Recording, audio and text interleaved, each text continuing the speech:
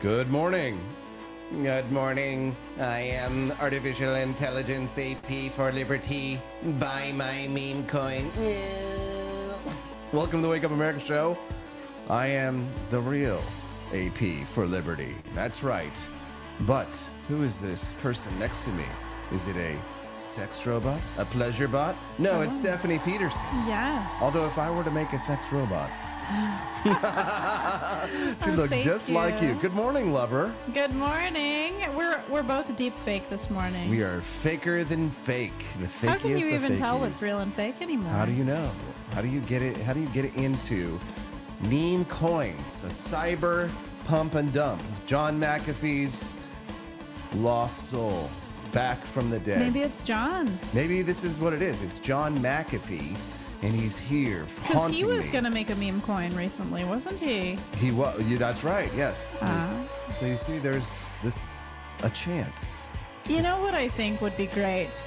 If What? Hawk Tua Girl or any of these people that have been pumping and dumping, if only they could just be like, I was hacked. I didn't mean to do it. But Yes. you know what? We really were hacked. Yes, We didn't mean to do You it. can back off that mic just a little bit. It's a Oh. little hot on the edge, but Okay. you can just there you go. Talk just like that, Oh, nice and all natural right. into the microphone. We've had an interesting morning. It's been, I mean, Oh, weeks. my goodness. We had like a few weeks of rest, but it's back. He's back. Lord Voldemort, John McAfee. Some cyber hacking group appears to be targeting us, me specifically, Yeah. with scams and attacks, brute force attacks, denial of service attacks. And they're somehow able to get through every line of protection that you have. Right, and it's like when the first row of attacks. Good morning, guys. Austin and Steffi here. Yeah, welcome to Wake Up America show. morning. Click the like button. The show started a little bit later because we're dealing with a hack this morning. If that wasn't obvious. But we're glad that you guys are hanging out with us anyway, and we will have a couple of guests. Camellia join us here in half an hour, and Daniela at 8:30. So I guess today is the beautiful, lovely Ladies of Liberty Day. We got Finally, Steffi. I can be on Thirsty Thursday. Yes. Yay. So we're dealing this morning with what appears to be a pump and dump meme coin scam that's being run off of my name.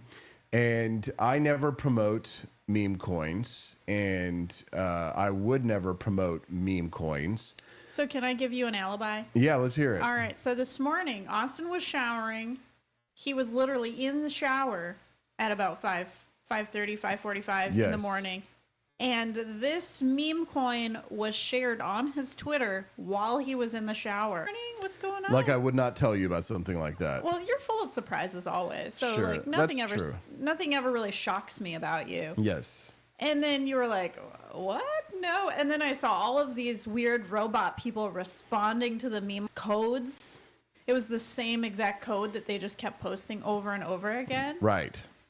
And then you checked and your account was locked. Yeah, I had gotten knocked out of my X account, which is fascinating because I have like the best security on it, right? Yeah. I have like the two-factor authentication, and then you've got like apps that do like random generation code keys and stuff. Yeah.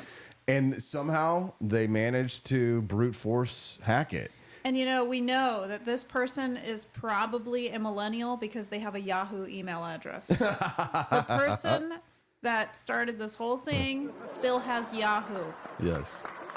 It's probably like some old man, a grandpa. No, doubt it. I'm the oldest a millennial can get. A geriatric millennial, yes. Right. But no, we had like I have the best security. I have to because I have like so much stuff tied into like my business and my Shopify account. I can't like not have the best security. So however they got it done, I mean, they're very good. And here's the thing. I mean, it was a complete coordination because they have all this like pump and dump crap out there that they posted on there. They're like, buy this coin. And it's like, oh, so I mean, it's all these different accounts. This was coordinated.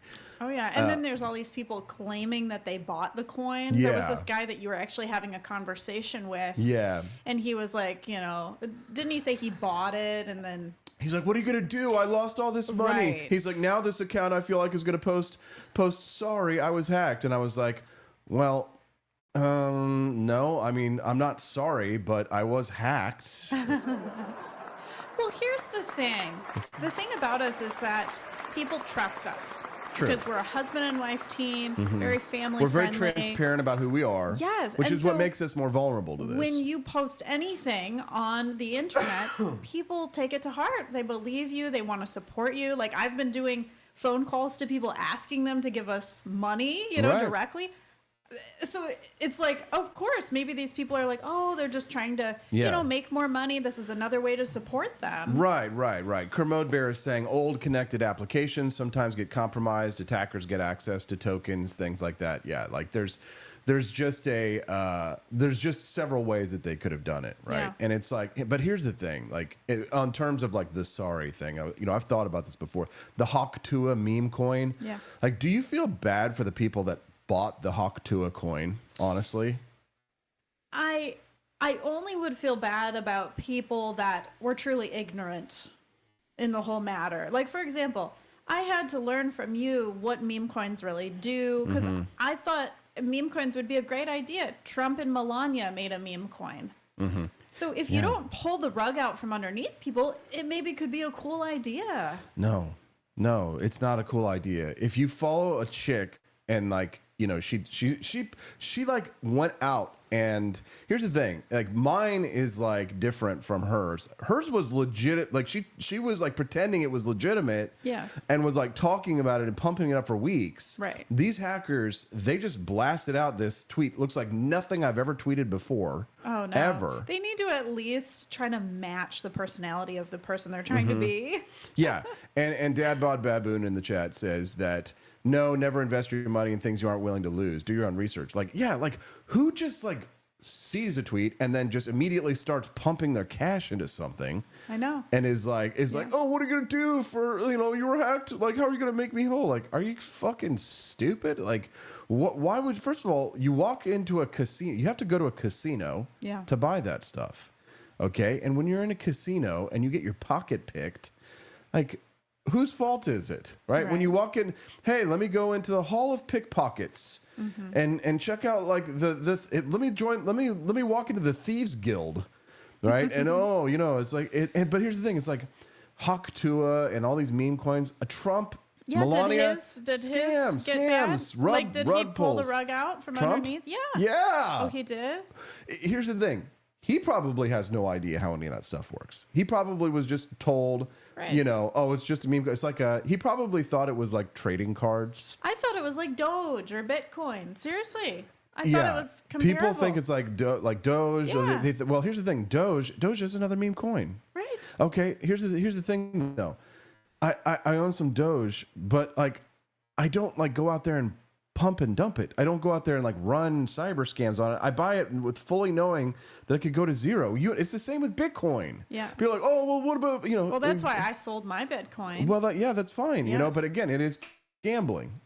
It is I don't like to gamble. If I go to the stock market, I know that I have a chance of losing my money. Yeah. Right? And it's people like, they want to gamble. It's like, whose responsibility is it to protect you from yourself? Right. Right? It would be like people yelling at you if you somehow were able to make your company public, and then all of a sudden your stock went down one day, and they're like yelling at you, like, "How dare you? I lost all this money because I invested in you." It's like, that's the stock market. Right.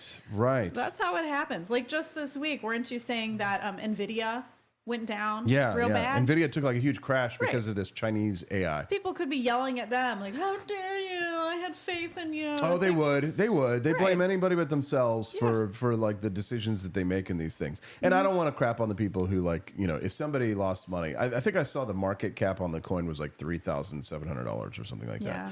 Which again, like how do you, and it was like some like kind of anonymous account that was like, I lost money and stuff like that. And right, somebody that doesn't even follow us normally. Right, and I'm like really suspicious about the account. Yeah. Like I feel like they might be like part of this hacker group actually. Yes. And then there was somebody that was like hating on you about your mom, and like they were like being mean to you all of a sudden. It was like so it's like it was, people, the mean claws are coming out too this morning. Oh yeah, some nastiness, right? So it was like, somebody was like, "Your mother is dead," and I was just like, "What the hell? This is so weird." But like, Yeah. they may. I mean, I'm a midlife, adult male. It's possible your mother could be gone, but I mean, so it's not like it's like it could not. It's probably not that they went and checked the funeral records of Peculiar, Missouri. Yeah. And like, oh, Donna Joe Peterson. We know everything about this guy. I mean, maybe if it's at that level and stuff like that, then I mean, you can understand that it's very sophisticated. It is, and it is. Mm-hmm. It is a very sophisticated operation that they run on these things.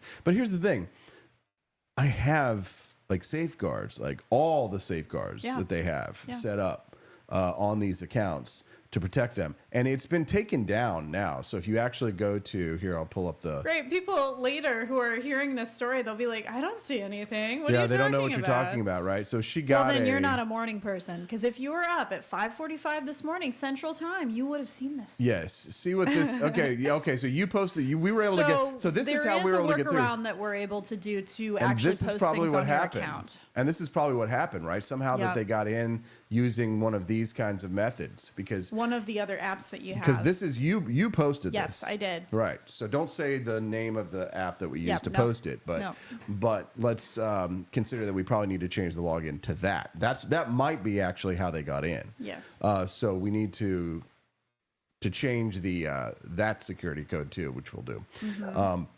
But as you can see here, it was the same thing. It wasn't me. It says Arvolt Shazam. And then this person's like, nobody gives an F. Like, what? See, this Who is are this you? is probably that group. This is probably these scammers. Yeah, see, here we go. Yeah, you can see all the crypto weirdness and all this stuff on these. Yeah, all the people that are commenting Hamas. on your stuff, they're all like crypto experts. Yeah, it's like these crypto accounts with like 5 followers. Good morning, John Rail. What's up, brother? Hi, John.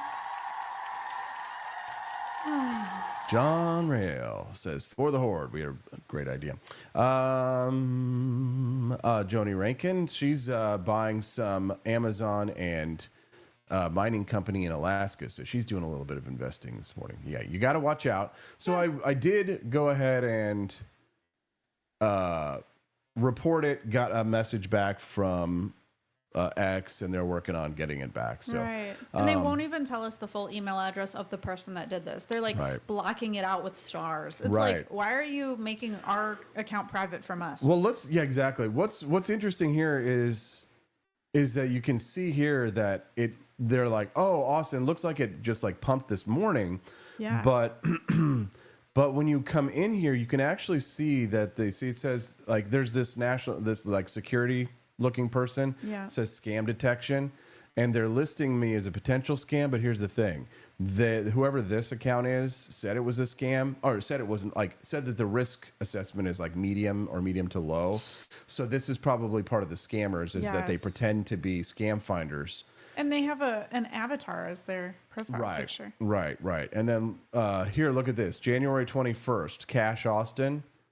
Right. So it looks like, because what I think has happened too is that they've used other Austins. They just create like generic names. Over 21x call on Cash Austin. Right. And this is January 26th. If we created a meme coin for you, we would have made a way better name for your meme coin than Austin. It would have definitely been something like AP4Liberty or whatever. Oh, but but yeah, you can see it here. See this Austin Federa guy? Mm-hmm. So he is another like kind of big X guy. Good morning, Kilsharian. Hi. Nice to see you.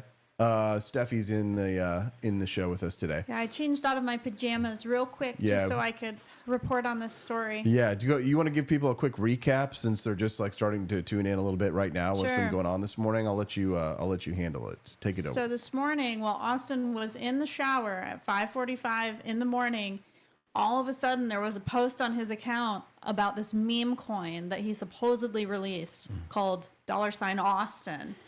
And so that was a hacker because Austin tried to get into his account and he was locked out. So we can't even get in.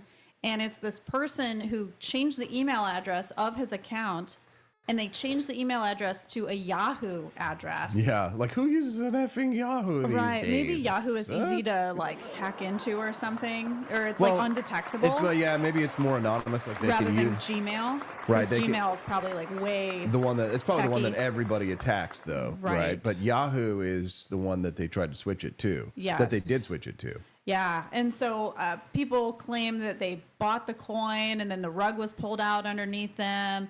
And there's all of these fake accounts now that are claiming they bought the meme coin and they're hating on Austin, but really we think they're part of the scam. Right. So it's kind of like it's a coordinated attack by a group. Yes. Right. It's definitely more than one person, and and they could be, although they not necessarily, they could be tied to that group that was doing this, over Christmas, wasn't it? It was like during the Christmas holiday season. Yeah, there were people that were getting into your email accounts. Yeah, they were like, they had attempted to get into like my banking accounts, I think, too. At some point. That was a long time ago. Yeah. That's right. Well, and you had to like change your whole bank account. Oh yeah, I had to. We've just been, because we have an online business and we do this for a living. It makes us more vulnerable to versus like maybe a boomer who doesn't really use, apps or things like that. So, although boomers, they get hacked all the time. Your dad got hacked. Yeah, on he lost his Facebook. Facebook account. He lost his Facebook account, right? So it's like even people who aren't in the public eye so much, they get hacked too. Sure, it can happen, right? It's a little more dangerous when it's someone like myself when they're out there posting. Able to actually grant access to my account, right? Yeah. And, when you own a business and you own a shop and you own all these different things, like you've got to be so careful with the keys to your kingdom. Thankfully the shop has never been hacked, but they've tried. No, don't give them any ideas. No. But it's like, what was the hack that they tried to run? It was, I remember. Oh, it was on the For Liberty network. They deleted Culturama and Liberty Tonight, all of their email addresses. Yes, that's what it was. They were trying to shut down the network emails and things like that. So, like all of our network emails were attacked, and that was. Jesus, I mean, like this morning is painful, but like during the Christmas holiday season, and Brad had come on. It was like every morning was like a new attack every morning. And these attacks do happen very early in the morning, around 5-something in the morning. Yeah, so it's whoever always these people are, they're either morning people or they're in another country. Yeah, I'm sure that they're in another country, right? It's Pajeets and Pakistanis and all kinds of stuff like that. So. But I'm glad I got my wife out here because she's watching my back, and I'm in the shower, and you're making sure I'm not hawking Tua all over the place. Yeah, it's craziness, and we don't know when you're going to get access to your account again. We're going to use that loophole method that we have for now, but. It sucks too because like I'm very addicted to X. It's like that's your main platform, right? It'd be one thing if it was like they had like hacked into my professional Facebook page and I'd be upset and it would be a pain in the ass, or Instagram or something like that. But like I use X for business and news and to like spread ideas and spread awareness. So it was just it's just like my freaking. It's the one that like hurts the most. Oh, they got me in my X account. You know what I'm saying? They got me in my X account. It's a blessing in disguise. Can you bless me with something to ease the pain? Me with something? Oh gosh. Money wise. Yeah, I don't think we'll be able to ask for money for like another couple weeks because people are just going to be so skeptical of us. We can't be like, please support us. Watch me. Go to wakeupAmericaShow.com/support. Become a monthly subscriber. And support the Wake Up America Show and the For Liberty Network because we're obviously, in people's crosshairs. Yeah. People want to take us down. People are, you know what it is? You know what it shows us actually, which I think is probably a really good lesson, is that there are a lot of people out there who are rooting for us to fail. Oh, yeah. And you know what? Haters. It's good to have haters. It's good to have haters because, it's like we went to the Winston Churchill Museum. One of his quotes was you have enemies? Good. It means you stood for something in your life. Oh, I didn't know that was he who said it. Yeah. I've always known that quote. Yes. So here's the thing. You can see all these people out there that are rooting for us to fail. Yeah. They want us to fail. And like, honestly, I used to engage a lot more with my haters and it used to like battle and do more like, pugilism. But after a while, like I just stopped thinking or focusing on them at all, pretty much. Yeah. And I don't know if it would help my business at all now to like, I don't know, engage and bring up engagement rates for like social media bucks or anything like that. But I don't do it really. Well, I don't do it for that reason. I'll fight somebody because I'm actually upset with them, but very rarely do I just like engage for engagement's sake. Go ahead, Steph. well, that's what I was wondering is, since that Memecoin post, it had over 1.2 thousand reshares. No, it was like yeah. fixed there. I wonder if you're going to get a huge check from X this month because of No. that. If they're Well, going to track, first you of know, all- the impressions on it. No. First of all, probably not. But I mean, it's already been Right. taken down. But I think that 1,200 is not a lot, honestly. It's not a Right, lot. but it was fixed. Like I wasn't even able to quote tweet it. It wouldn't let me. It was almost like locked, that post. Yeah. So it was very bizarre how it was done. So yeah, but like, here's the thing. It is an eye opener. I actually kind of see this. I see in some ways that it's a badge of honor because, well, no, all of the people who are rooting for us to fail. Oh, yeah. Because here's the thing, like, we live rent free in their heads. Oh, we do. We live rent free in their heads. I remember one guy posted last year something terrible about us. That there was this Moms for Liberty group and like their scandal where like they got like busted trying to have a threesome or something like that. Oh, and, okay. and it was like this Christian group or whatever, something like that. And Or housewives. Yeah. And it was, yeah. And so they were always like, you know, they had the upside down pineapple, you know, in on their doors, you know. Yes. Good morning, pineapples. So the post on X this morning, we have a backdoor access that we were able to post that out, Joni. So that was us to know about the Rumble thing. And if you see any like video clips being posted, it's because we have backdoor access. Right. So here's the thing, but we can't change the passwords or alter the account in any way. We No. can just like post. Yes. So here's the thing. This group, this Moms for Liberty group, like whatever it was, somebody posted, they're like, I think it was after the October 7th stuff and everybody's mad because they hate Jews or whatever. And I was just like, I saw the post that said like, I'm just waiting for a scandal. Like they seem so clean cut and so, you know, virtuous or whatever it was publicly, but whatever like the D students vocabulary is for what I'm saying, just Right. translate it down for that. Right. But they were like, but I have a feeling that a scandal is going to come out. The scandal that like this Moms for Liberty group, and they'll actually be weirdos and perverts and stuff like that. And I was just kind of like, what the hell is wrong with this person? Like If they hate nothing- us. Like they hate us with the power of 1,000 suns, Stephanie. Like, Oh, they do. I mean, and I hate lots of stuff, but like random people on the internet and you don't know who they are and stuff like that. I'm not even like a politician or something. You know, it's like, it's so weird. And even when you were a politician, there were no scandals that Yeah. came out about you. That's the thing. If you want a scandal to come out about you, run for office. You want to find if you wonder what people would say, like what people would dig up on you, Yes. just run for office and you'll find out, you know, what Right. it is, you know. And it's funny too because like, you know, I had my scandals and all that kind of stuff, Sure. but like I don't look back on any of it and be like, oh man, I really was a terrible person. Like I didn't do anything wrong, you know. Right. Like all I got, you know, busted for chasing tail in my 20s and 30s. Right. God Oh, forbid no, you Austin- actually had dates. Austin liked women and dated them and had Well, they want to prove lots that of you girlfriends. didn't like women. That's what all these people are out there. They're trying to prove otherwise. Oh well, you know that's what it's like to be a man, Stephanie. Yes. Women don't quite understand about how like men's sexuality is always being policed. Yes. At any second, you always have to either prove that you're not gay, Yeah. or prove that you're a real man, or prove that you can have sex with a lot of women, or prove that you Or prove you're a virgin. or prove you're a virgin. yeah. So and then women get this too for sure. Yeah. But you don't have to defend your sexuality. You don't have to Right. defend like, oh, you're gay. No, I'm not gay. I'm not a fag. Ooh. Yeah, instead, if a woman is bisexual, they're like, "Ooh, hot." Yeah, no, exactly. Whereas even if you're a bisexual man, they just say that you're gay.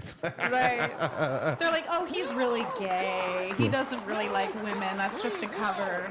Joni Rankin says, hate for libertarians on the rise and donates $20. Thank you, Joni. Thank you, Thank you for Joni. blessing us. That's what It does make us feel, I'll be honest, that does make me feel better a little bit. 'Cause Oh, when it's she been gives rough you work. money. Well, Oh. anybody does, like donates rants. Absolutely. Yeah, we're just really thrilled to be. Because we actually really use this money for the good. It's Yeah. not like we're gonna like pull the rug out and like go spend it on gambling or something. Yeah, well, we don't like. Here's the thing, and why would I never promote a Memecoin?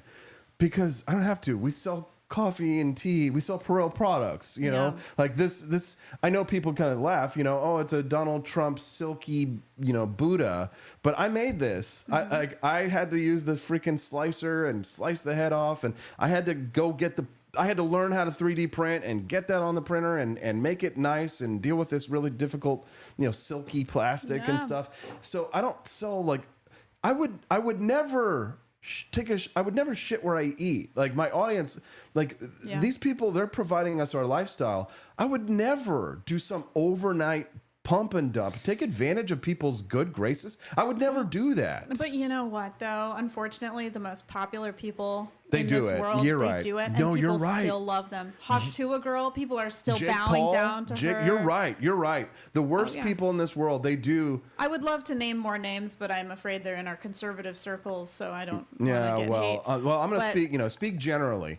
Because there's people that do shady things and they've John got McAfee. thousands of followers on their Rumble channel. Oh yeah, no, you're right. You're right. Oh, you know, it's I won't say all the time, but I will say probably the majority of the time it does not pay to do the right thing necessarily. Yeah. Right. So it's like, you know, people call us grifters, but it doesn't bother me when they do because I know we're not grifters. Like we do not rip people off. No. We give people exactly what we say we're going to give them when we sell our products, our merchandise, our monthly subs. What do you get? You get a 20% discount in the shop. You get a Christmas card. You get a Christmas card if you're a 1776. You get a free monthly giveaway. I'm packaging up Richard Bell's Smokin' George coin necklace today, shipping it in the mail. Right. So we don't feel the need to scam people because we work really hard. Yeah. So we don't have to scam people, and we give people exactly what it is that we're offering. And then, you know, when it comes to like the whole like Austin's libertarianism, what does he do to try and advance liberty and things like that? It's like there's a lot of stuff that I do is behind the scenes that is I don't necessarily talk about on the show, you know, or maybe not even in great details of what I'm like doing boots on the ground to advance liberty, you know, like well, I mean, just the other day you went to Springfield, Missouri, right? And you were working on your documentary, networking, finding actors. Right. Yes. Yeah. And you don't talk super openly and in detail about those things. Well, or like that I go to the local Cole County Republican Club and I volunteer my services to do digital work for them to help, you know, our county be organized and run for, you know, state delegate and go to the regional thing and get on the stupid suit and tie and talk to people who hate liberty and convince them to please don't pass the ban of this or all that kind of stuff. Right. So, I mean, that's the way I feel about it when like if somebody's donating $17.76 a month to us, I'll be honest, that's a lot. That's a lot of money. And we're so grateful because we have a lot of people who do that, right? And it's like, what do you get for it? Well, we tell you exactly what you get for it. You get, you know, the discount and you get the all these things. But I think that it's what's understood for the people who are donating, because some people donate $20 a month. Some people donate $50 a month. We have somebody that does $100 a month. And then like, what do you say? What do you get for that? Because they're not getting like, you know, coffee or anything like that unless they buy it, right? What are they getting for that? Well, you're getting me busting my ass when I'm not on the stream, driving to Springfield, you know, going to the state conventions, you know, just showing up, putting the boots on the ground. You're getting something there that it's like, it may be intangible, but like, you know, it's an investment in the future of our country locally here in Missouri. And I do a lot of work nationally too, you know, and I write columns for, you know, periodicals and try and spread our ideas. And as difficult it is a big, a huge pain in the ass. And it is not, honestly, yes, you can make money spreading liberty, but the real money is in the real grift where you sell stupid people shit that they definitely don't need and you say absolutely nothing and you offend no one and you alienate no one. You just say exactly what you think people want to hear, right? And then buy the t-shirt, man. And it's just like, that's where the real money is. Yeah. There isn't a lot of money in me going against my audience on tariffs or going on Gaza or whatever. So, you know, it could be like saying I think Israel is justified in their defense of their women being raped and murdered at festivals, right? As strange as that sounds. But that doesn't sound right. No, I'm doing this because I believe in liberty. I believe in our country. I want to leave this country a little bit better than I found it, right? Try and do a little public service. So that's what it's about, you know? Absolutely. And you know how sometimes police departments hire on ex-convicts to help them strategize. I feel like we can make these hackers do good. Maybe we can hire them to help us with marketing techniques because they're so good at getting people to pay money for this meme coin. Maybe we can be like, hey, look, we will help you help us. So show us your marketing techniques, and we'll do those things for the good. Yeah. No, I mean there have been cases of that. You remember the movie? Catch Me If You Can? Yeah. That I was, think that's the situation. I'm thinking Frank of. Abagnale. So that was the idea, was that they took a guy, but here's the thing: the only reason he did it is because he got caught, and he was going to go to jail. So honestly, His hands were tied. You have to understand, like, these people. I mean. Imagine being a hacker. Stephanie, how do you live with yourself? Like, are you just like sitting in your PJs with your dog on your lap? Stephanie, this is fun. I love you so much. And one of the reasons I love you is because you're so innocent. Yes. And like, I can't imagine being evil. I've just seen so much evil in my life, I man. know. When you run for office, even if you run for office on the local level, you will see it. But I ran for president. I ran for the U.S. Senate. And you're competing against like 12 to 14 people in these primaries and stuff. And then, at this level, I mean, I've seen such terrible evil up close and in person. And you have not lived like a nun, but I mean, you've been sort of sheltered and protected. So, I mean, the thing I love about you is that, like, I can come to you for sweetness and kindness and goodness because you always assume the best in people because that's all you've seen. And to some extent, you've seen corpses in I used to work in Detroit, but I always had a security officer right next to me. They were big guys with guns. Yes. So I basically had security guards always following me. Right. And I've played the guitar in the subway in New York City and had been chased away by homeless people and tried to kill me, being attacked by, crazy homeless people on the streets. Yeah, I've never had my dreams shattered. I guess we can say that. Well, I've had my dreams shattered many, many times. Many times I've had my dreams shattered. 10 years ago, the Facebook destroyed. My business was cooking. In like 2013 for like 2 months. I quit my job. Obama, I had health care because I could buy it in the private market. That was before Obamacare hit. This is 2013. And Obamacare passed. My health insurance got canceled. They said, if you like your plan, you can keep it. That was a lie. Lost my health insurance because I was paying for like a good silver plan in Virginia. I was paying like $200 a month or something stupid, like cheap. Yeah. And I had good coverage. And boom, it was canceled, and it was more than like quadruple. It was like $650, $700. And I just started my business, right? So I'm like, I'm preparing to eat the beans. And if Camellia is listening, I'll get to you in just a moment, CJ. Oh, is it 8 o'clock? Yeah, it's almost 8 o'clock. But no, you can hang out. Okay. But preparing to eat the beans, I'm fine with that. But the thing was, I was writing the Libertarian Republic, and I was making good money on the posts because I was writing really good articles that would go mega viral and making good money. And it had to do because I'd built up my Facebook account at the time, right, way before it was Meta.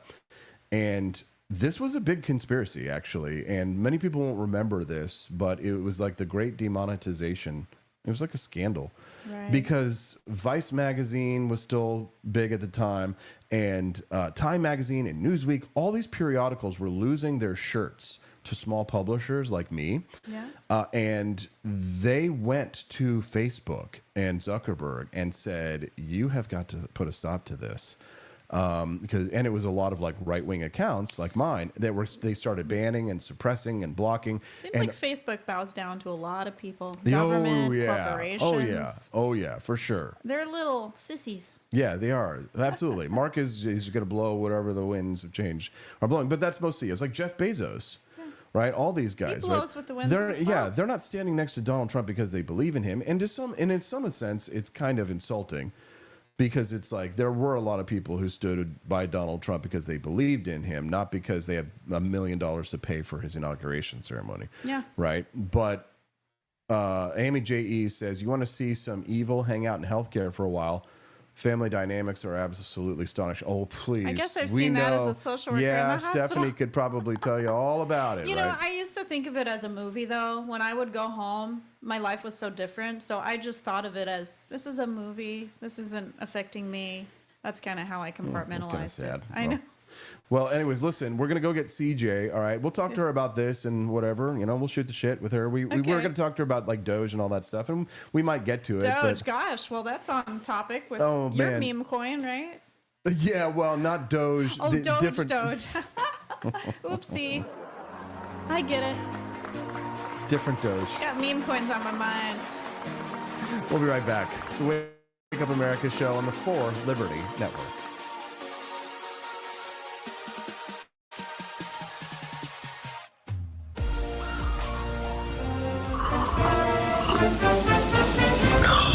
Tired of spending your hard-earned money on woke corporations that don't share your pro-freedom values? Fed up with sipping liberal lattes and progressive cappuccinos? Introducing Founding Flavors from AP4Liberty's shop. Get your day started with Washington's Revolutionary Roast. As robust and principled as the man himself, this blend is the shot of energy heard round the world. Or maybe you want to taste the fervor of freedom with Adams's Patriotic Perk. It's as dynamic and balanced as the U.S. Constitution, sure to awaken your spirit of liberty. For the aficionados, we've got the Jeffersonian Java, a complex mix of flavors that speaks volumes about your refined tastes. And don't forget Betsy's Liberty Lullaby, our decaf option. See what she's seeing here.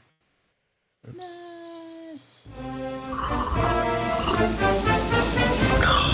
Tired of spending your hard-earned money on woke corporations that don't share your pro-freedom values? Fed up with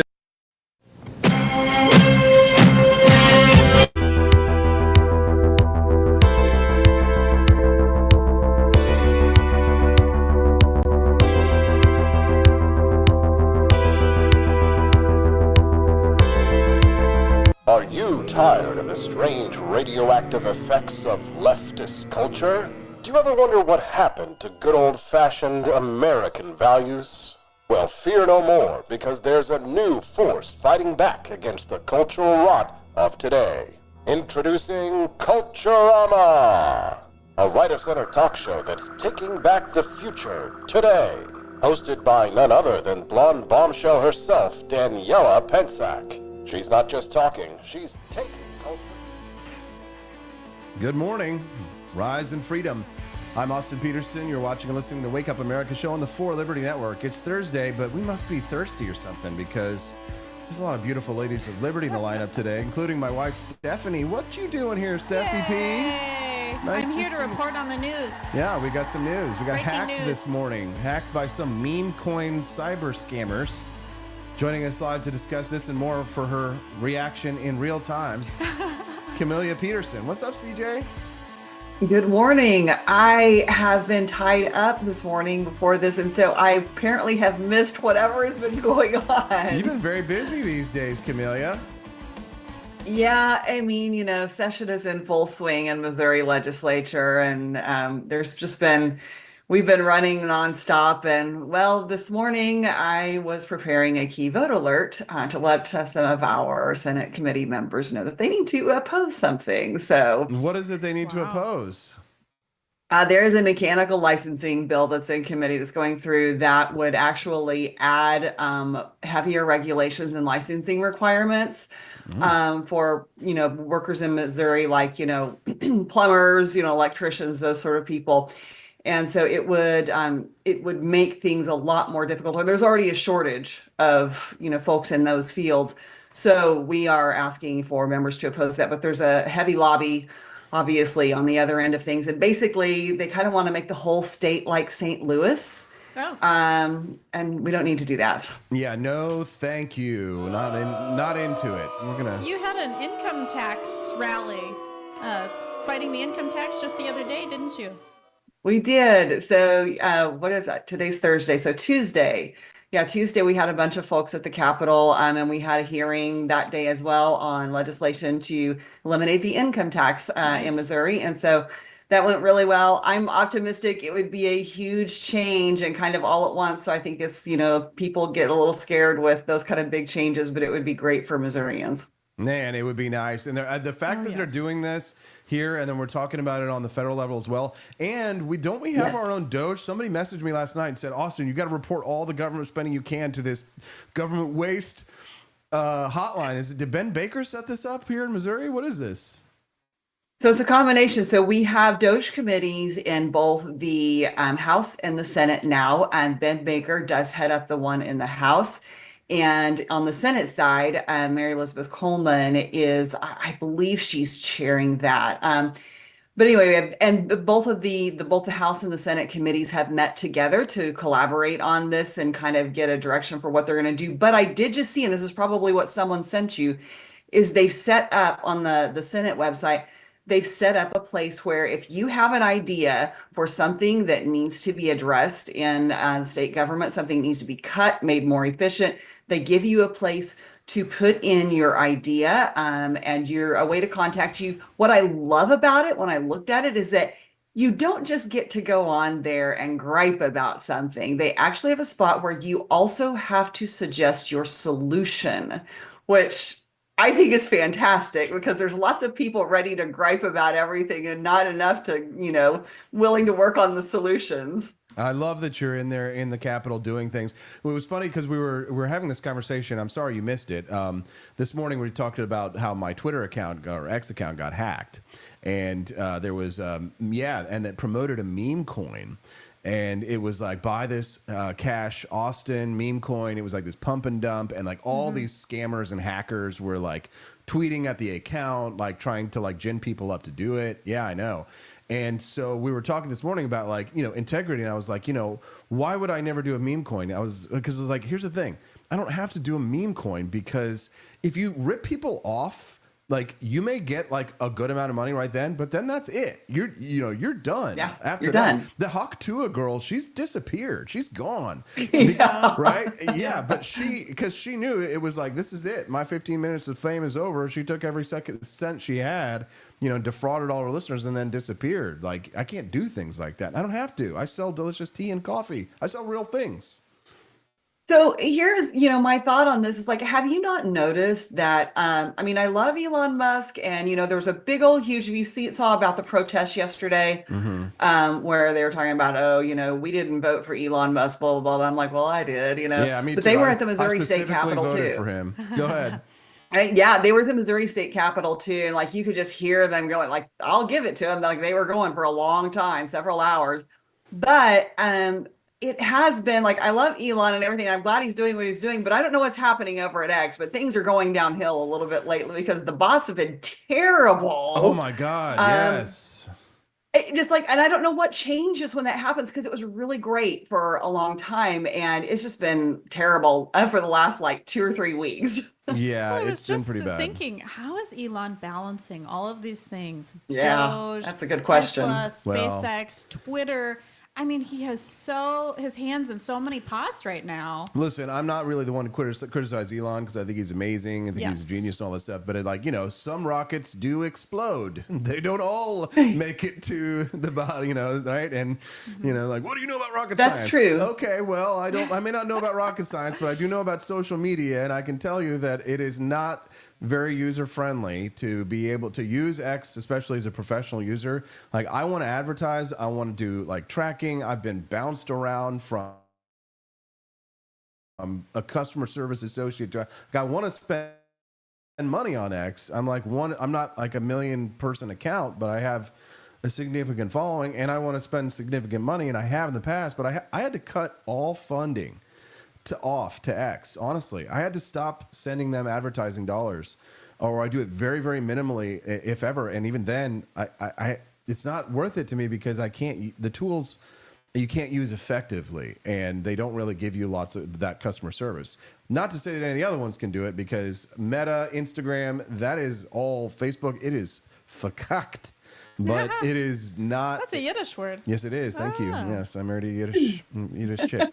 But it's bad. And I know I actually tweeted about this the other day. I think this is a market opportunity in some ways. And like, it's not to say that I necessarily want to compete against Elon or any of these guys, or maybe it would not be financially viable.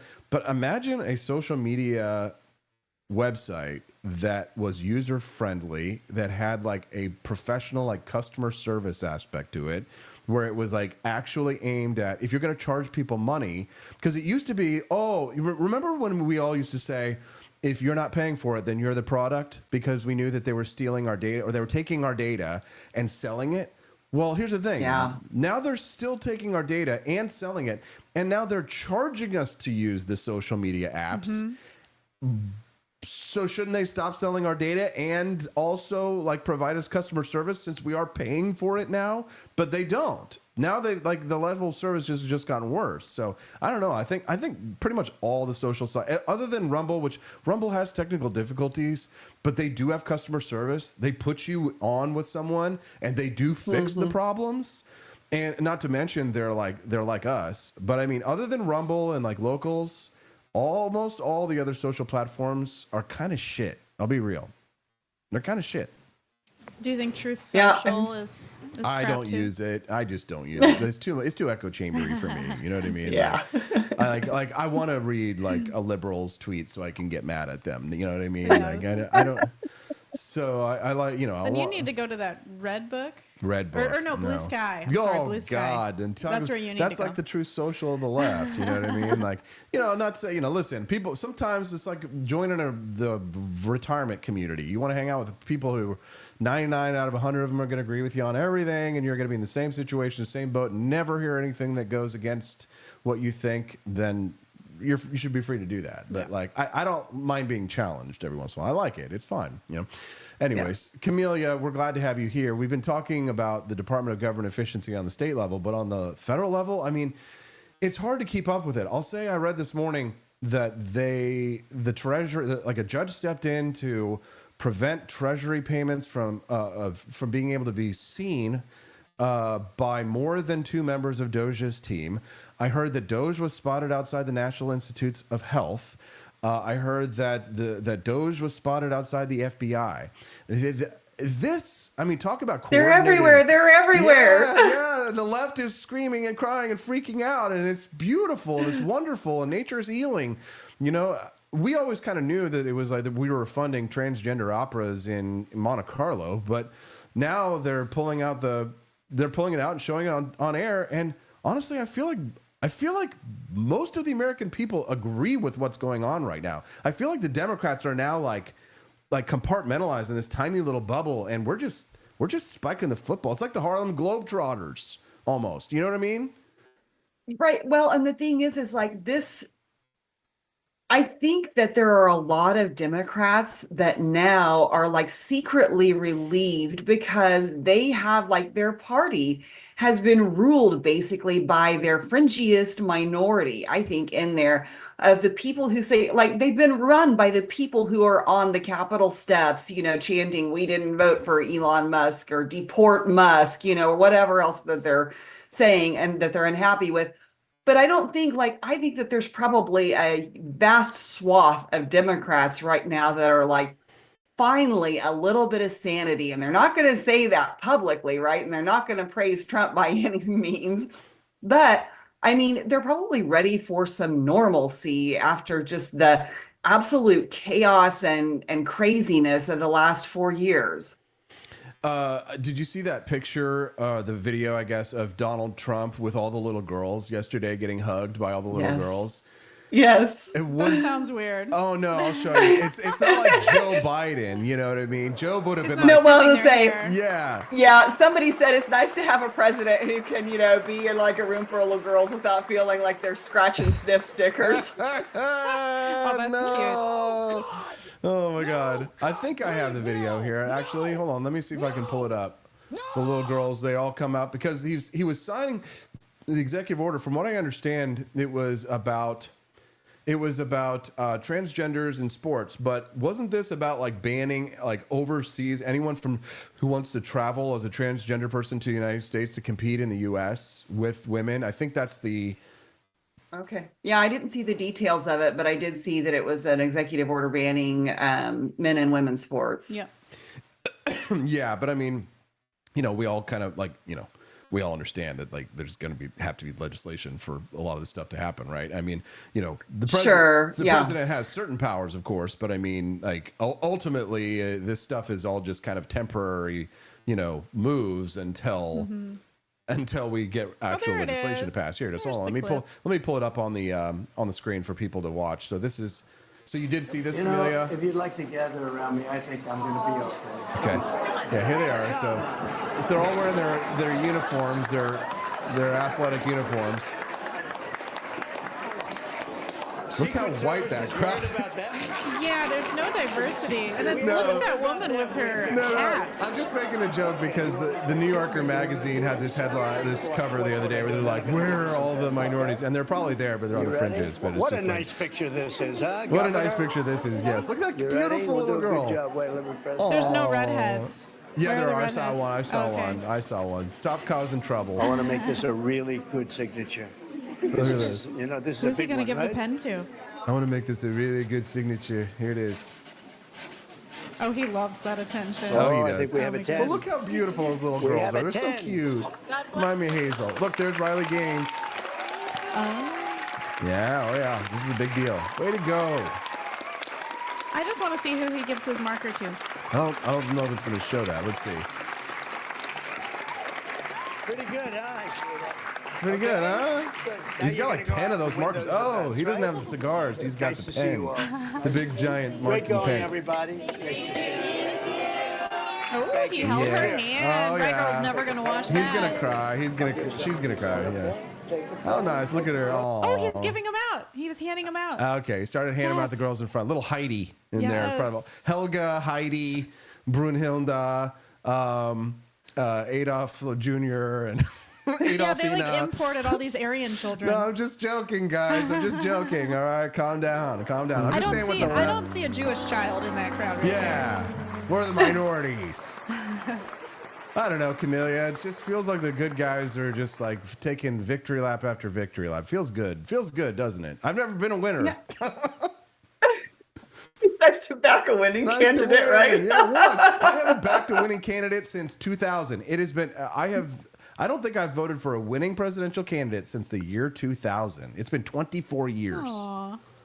Yeah, no, I mean, that is, I think that there's, and I don't know how you really explain it, but when you watch Trump interact with, these groups of kids like this versus when you watch Biden interact with, it's just like two wholly different things, very different vibes. And like with Biden, it was always weird and awkward and a little Yes. creepy. And Yes. this is just wholesome, right? I mean, and it's wholesome because there are adult women and mothers in that crowd who are absolutely delighted. Whereas, like, how many expressions have we seen on mothers' faces, like in the Biden shots, where they're like, I mean, Yeah, so they're feeling creeped out. it's- right. So, like, I think this is really great. And it was funny because with regard to this event specifically, I don't recall her name, but there was a lady who posted on Twitter that she had been summoned for the signing of the executive order. She must be heavily involved in this, but she's a Democrat. She was like, I'm a lifelong Democrat. She was like, I've never been so excited to be summoned, to the White House, by, President Trump. She was like, who thought I would ever say that?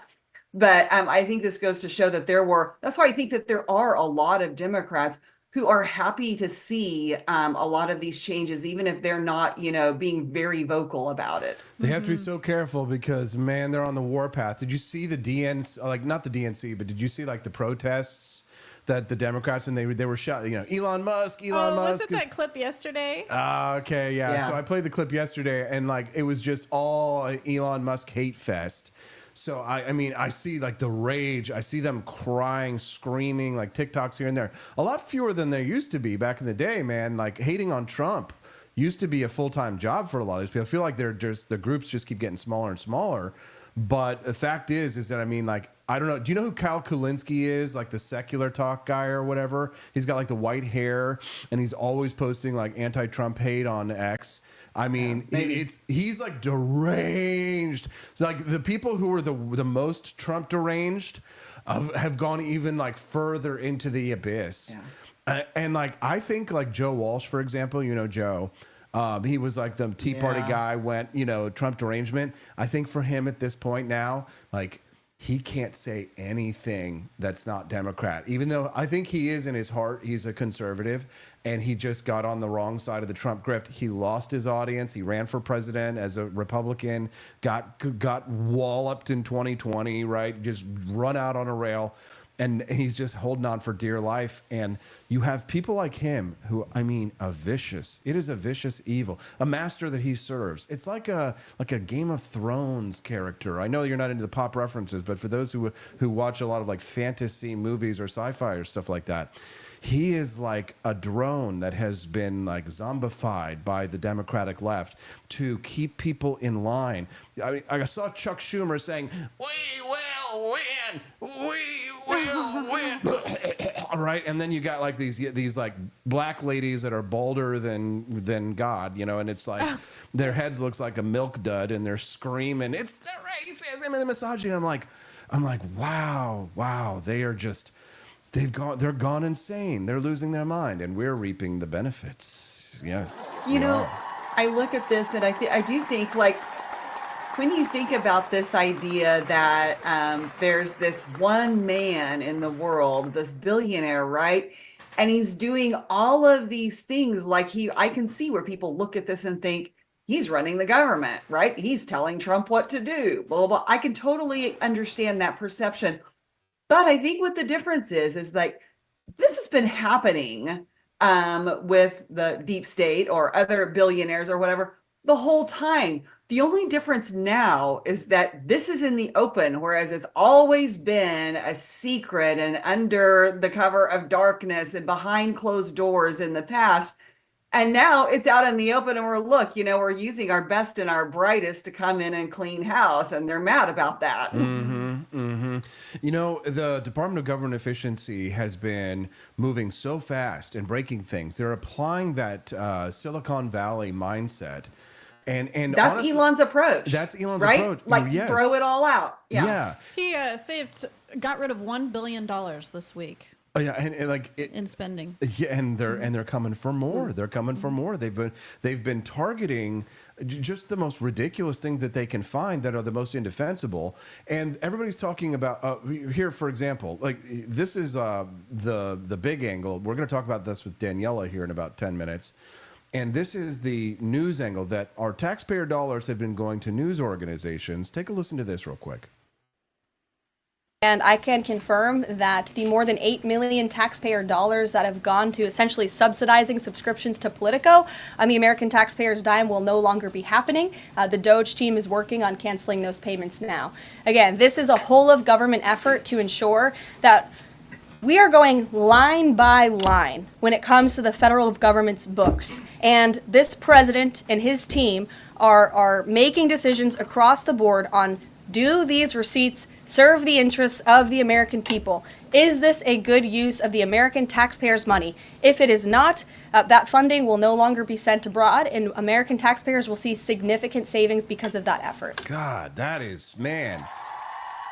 I think it really helps that she's pretty too. It does, yeah. There's the halo effect, right? If it was, right. If it was some swarthy Indian man, they'd be like, oh, I don't know about this. Yeah. If it was Vivek, the woke right would be like, freaking out about it, right? Actually, did you hear this story yesterday, Camelia? It was that the Trump administration, they were firing people so quickly that they were like trying to bring in teams of people to fire people, and they couldn't. They said there was a guy, he had a green card, he was from Turkey, and he was going to be part of the team to fire the federal workers. And they said that, like, this is what was reported, was that here's what it is. Okay, so Elon Musk wanted to hire a Turkish green card holder at Doge. The message from the West Wing: we're in the deportation business, and we can't bring in a foreigner to help lay off American federal workers. Ooh. That's the report from the Atlantic. I don't know if it's true. It could be fake news, right? However, I do like the irony. It's plausible, though, right? Yeah. You know who they should have brought in? Yeah. They should have just brought in Trump. You're fired. You're fired. He would just start pointing fingers and saying you're fired. He's too busy saving us from all the weird transgender people who want access to little girls in locker rooms. But we appreciate that. But no, I like speaking of like. Well, when you throw things against the wall, like, I mean, you're talking about all these firings and things like that, the whole deferred resignation thing, like that's fascinating too. Because when I was reading about those, I was like, did they just blanket apply this to like anyone? Like that email or whatever, or that offer went out to everybody that works for the federal government, that they could make that choice? And so, do you know if that was the case? Like they weren't specific as far as targeted about that at all? So say that last part again. Sorry, I was queuing up a clip.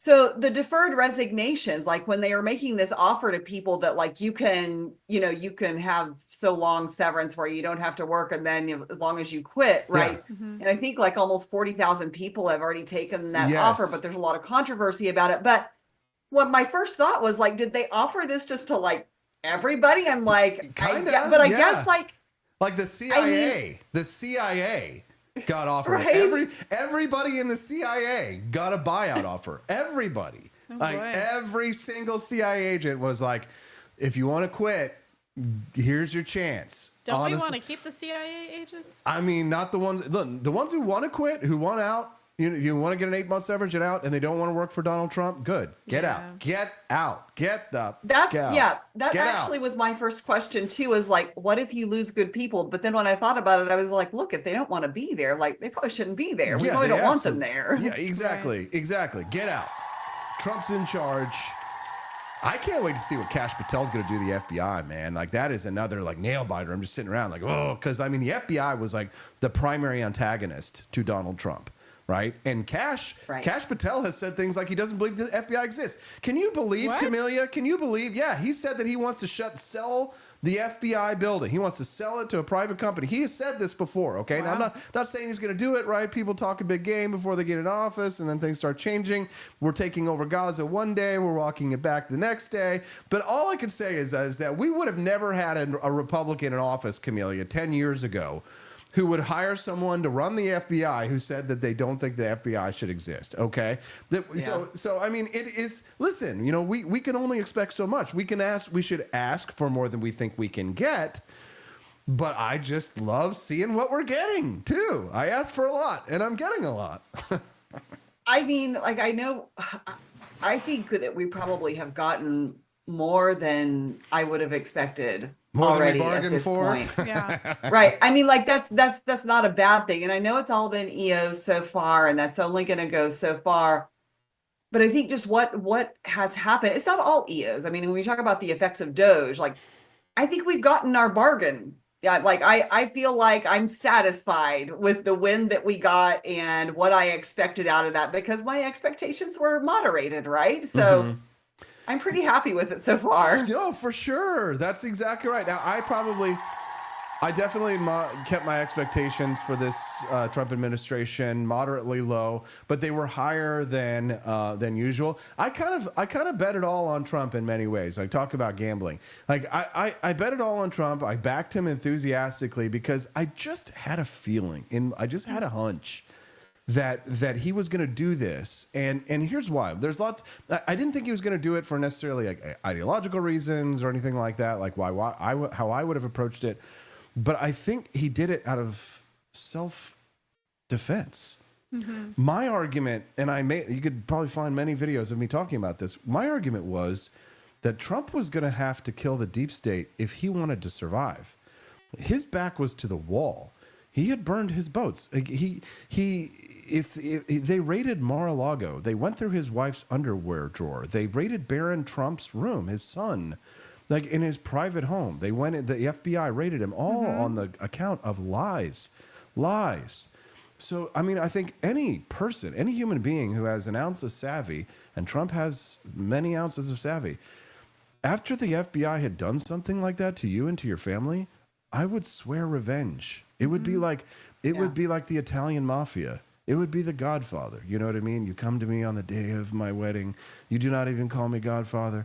I mean, if Trump goes in there and is pulling hits on all these agencies the way that he's doing it, if he takes them out Michael Corleone style, like, get it done, man. I mean, like, because I said this the other day when somebody asked, should you have Robert F. Kennedy Jr.? Should you confirm him?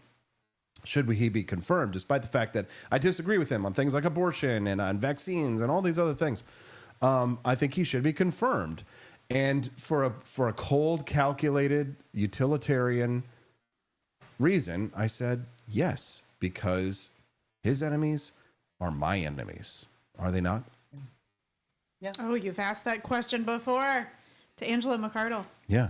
His enemies are my enemies. Yes. And we have the same enemies, right? Doesn't necessarily mean we're best friends or anything like that. But today we are brothers in arms. What's the Shakespeare line? Do you know it, Camellia? That he that fights with me today shall be my brother on this St. Crispin's Day. We few, we happy few, we band of brothers.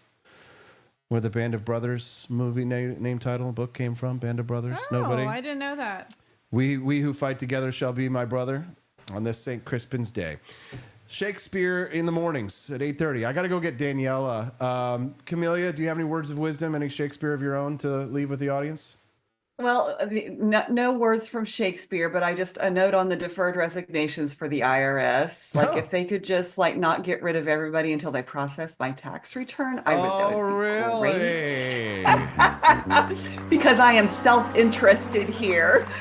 Well, I was hoping they would just cancel tax season in general. Just say, hey guys, we're not doing it anymore. Yes. I'd be okay with that too, but if they owe me any money, I want it back, damn it. Oh, yes. Yes. No offense, but it sounds like some fucking commie gobbledygook. Camellia Peterson, our good friend. We appreciate you very much. We're going to go get Daniela. You have a wonderful day, okay? Have a great day, everyone. Bye. Have a great day. All right, Bye. let's go get Daniela. You ready? Oh, Hazel's waking up. Okay. So do you want me to go take care of her? Yeah, Come back, or- go grab her and come back. Okay. All right, Okay. we'll see you in a few Okay. minutes. We'll be right back with Daniela. It's the Wake Up America show, very thirsty Thursday on the For Liberty Network.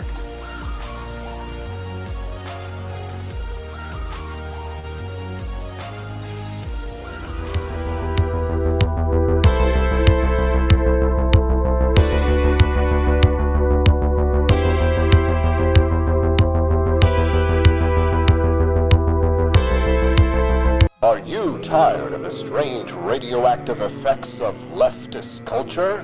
Do you ever wonder what happened to good old-fashioned American values?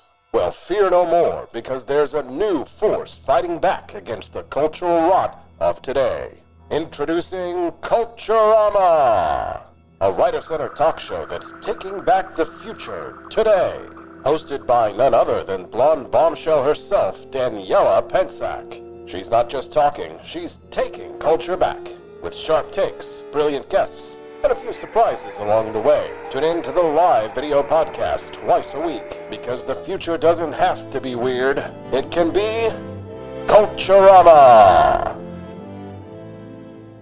If there wasn't going to be somebody who was a fiery champion of liberty, somebody who would get out there and who would be aggressive, and if they wouldn't do it with more fire or passion than I had, then I would go and I would fight this battle for us.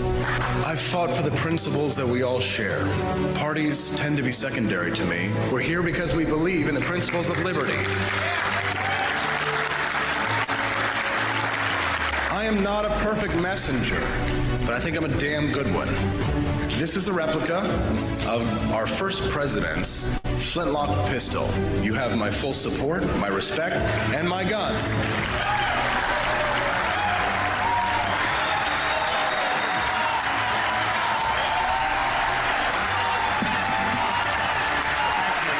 I think that the heart of my philosophy is much more libertarianism than well, that's the fashionable word these days, I guess. A conservative is no longer just that. He's a libertarian and always has been.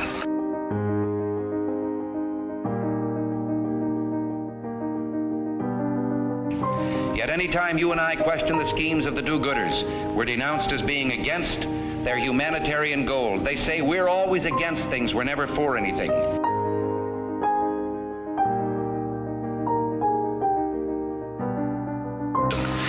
What is fascism? Fascism is private ownership, private enterprise, but total government control and regulation.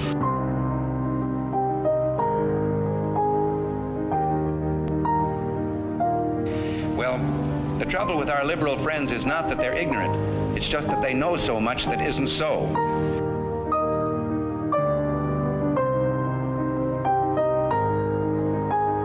If we lose freedom here, there's no place to escape to. This is the last stand on earth.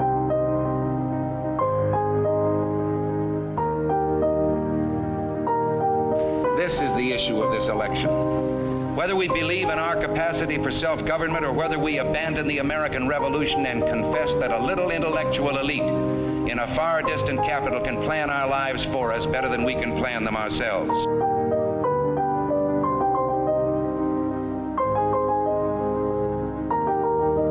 The conservative, so-called, is the one that says less government, get off my back, get out of my pocket, and let me have more control of my own destiny.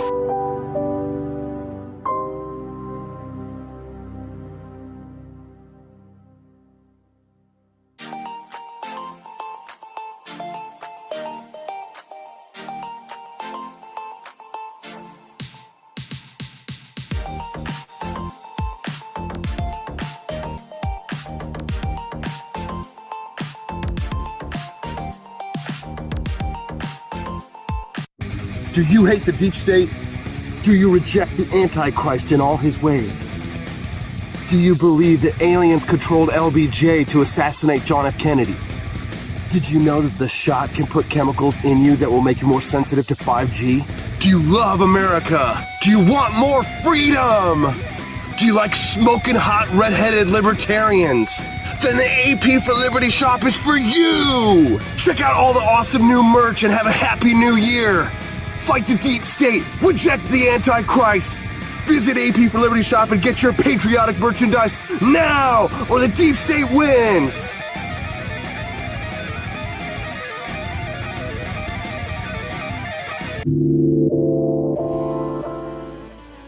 Good morning. Rise in freedom. I'm Austin Peterson. You're watching and listening to the Wake Up America show on the 4 Liberty Network. I got hacked. My ex account this morning posted some kind of weird scam. I was in the shower.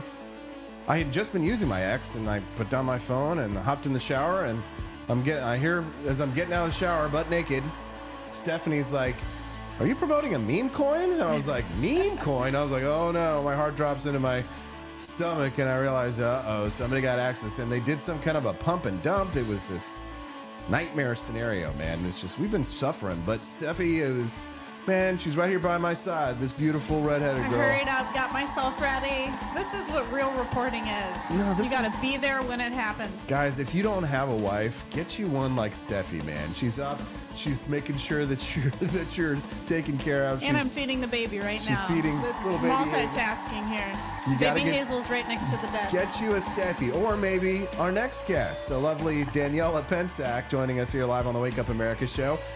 Wifey material for sure. Good morning, Daniela. Good morning, Austin. Thank you for having me. It's good to be on. Yeah, glad to have you here. So, the 4 Liberty Network. It's you, Culturama, Liberty Tonight, Brian Piotr and the King of all Libertarians. And it's me, and then we got Steffi, and we got like 2 employees. I mean, we're scrappy, but it feels like we're making moves. It feels like we're getting out there. I see that your Culturama stream's doing well, making some Rumble rants. Are you pleased so far with what you've been able to accomplish in just a few short months?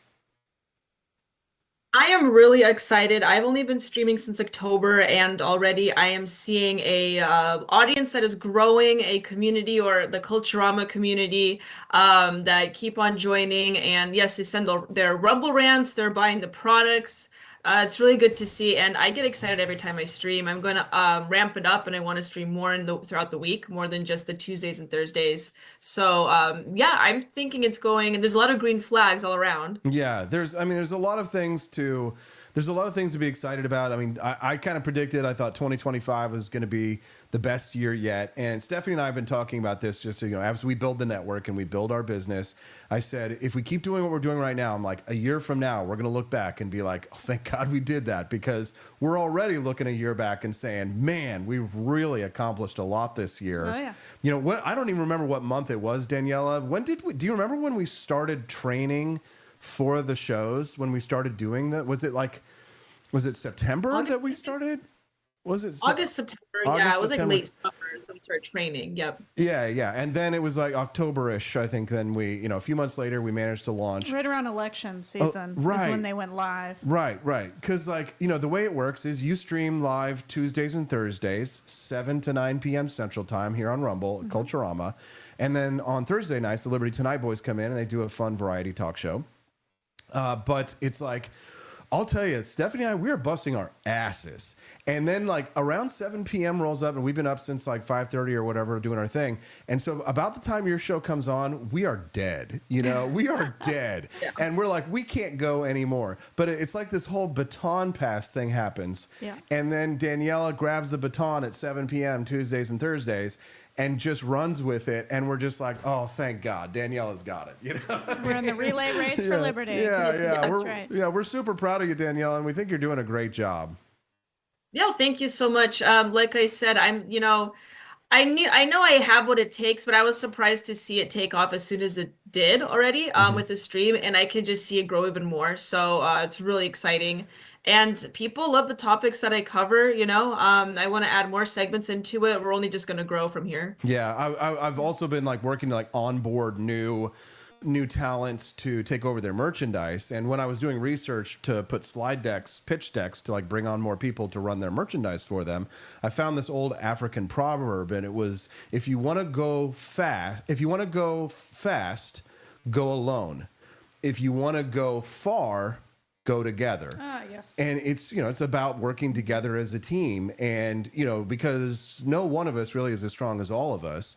So by working together, by promoting each other, by building a network, a Liberty network, you know, we can advance each other's careers, and we can advance our message. You know, I've always loved your writing, Daniela. And I really thought that your writing really spoke to me in a ways. So that's how you came on my radar. Was I was reading your blog. I was like, well, who is this? You know, she's like got a lot of interesting things to say. And then I saw you worked with Turning Point, so I was like, oh, okay, so she's an activist. And gosh, I mean, we were doing shows together for like a whole year before we launched Culturama, wasn't it? When you were like a guest. Yes, it was, I think at this point, a little over a year, perhaps. I could be off, but it was definitely a year. And I remember my first episode when I came on, I was talking about Andrew Tate. Yes. So that was pretty exciting. And I remember that was a really strong start. And then ever since then, I've been showing up every Thursday. And yes, I do write on my Substack. Of course, the topics are a bit more esoteric. But more so than I would have covered on my show, I am wanting to implement more of that in my show moving forward, though, to talk about a breadth of topics, whether that just be, you know, general current day, like American politics, to perhaps verging on into more of the esoteric or the philosophical. Of course, people, if they follow my social media, they know that I am also pretty philosophical, can get a little deep sometimes. So Culturama, we don't just talk about politics, but we talk about a lot of things, including philosophy and culture. For sure. So I want to talk a little bit like that on my show, like I do in my Substack, you know. Yeah, I like it when you talk and write about the Longhouse. I always laugh about that one. Yes. Do you know what the Longhouse is, Steffi? I have no idea. Daniela, do you think you can Reader's Digest it for Steffi? Yeah, so I'll try to keep it brief, but basically what the Longhouse is when a particular, you could say, industry is overtaken by women. And so what normally occurs when that happens is that there's a lot of rules that men will find stifling, and they have to like try to fit into it. That's like a really general explanation of it. Like, for instance, as we see in higher education and academia, which is what I write quite a bit about, what you've noticed is that within the last like generation, I guess you could say, even more women have overtaken leadership positions in higher academia. Like the Ivy League school presidents are now generally run by women. And so what you normally will see is that when that happens, is that, for instance, the curriculum has declined. There are a lot more stifling rules in place. It's almost like the HRification of education, and I talk about that quite a bit. There's not a lot of open discourse, but there's a lot of inclusion of critical theory, which is also what I talk about. So, but basically what happens is that the Longhouse is essentially just a naturally occurring stifling element that happens when women take up positions. But it's also a reference to cuckoldry. What? Is it? Yes. Yeah. It's a reference to because it comes from the Native American culture of a longhouse. Yeah. The literal longhouse was a matriarchal society of Native Americans, rather than being nomadic, because it's like evolutionary psychology is really interesting on this, because they study this with like chimps and bonobos as well, and compare like our most close common ancestors, where they have women-led societies in bonobos, and they have male-led societies with chimps. And it's about being more nomadic versus more. What's the opposite of nomadic? It's agricultural, is it?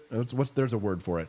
So the nomads, they have teepees. Right, and they're constantly on the plains, and the Native Americans will, they hunt the bison and they move from place to place, right? Versus the ones who stick and stay, and then what they do is they build longhouses, but it becomes a matriarchal-led society because everybody lives in the longhouse in like a family unit, and there's like a mother who is like the den mother, and her job is and the job of the den mother is to keep the peace and to take care of the family, to make sure that everybody's getting along, and it becomes a woman-led society because here's the thing. If a man doesn't know who his offspring is, then he's less willing to push the offspring out of the longhouse or to be hostile towards an offspring.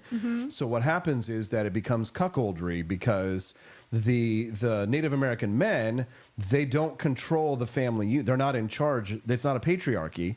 So since it's not a patriarchy, women will sleep with whatever men they want and lie about who the offspring's father is because you can't tell. They couldn't do DNA tests in the longhouse in 1614 and in the Missouri Indians. Right. So the longhouse in modern culture has been developed out of this offshoot of what is essentially based around cuckoldry. So, I mean, you weren't aware of that, Daniela? You didn't know that was like this, the literal... I never really read that deep into it, but it's interesting that you do mention the bonobos and the chimpanzees. I am aware that they at least resolve conflict differently, and how you mentioned that the bonobo society, if we can call it that, they are more female-led. And this is true, and as far as I understand, last I read about it, bonobos at least, they resolve conflict through more sexual play. And whereas chimpanzees will engage in direct conflict. Yes, the chimpanzees will be violent, whereas bonobos will use sexuality to try and quell anger and to stop breakouts. So that's why women use their physical appearance So you have to be careful about things.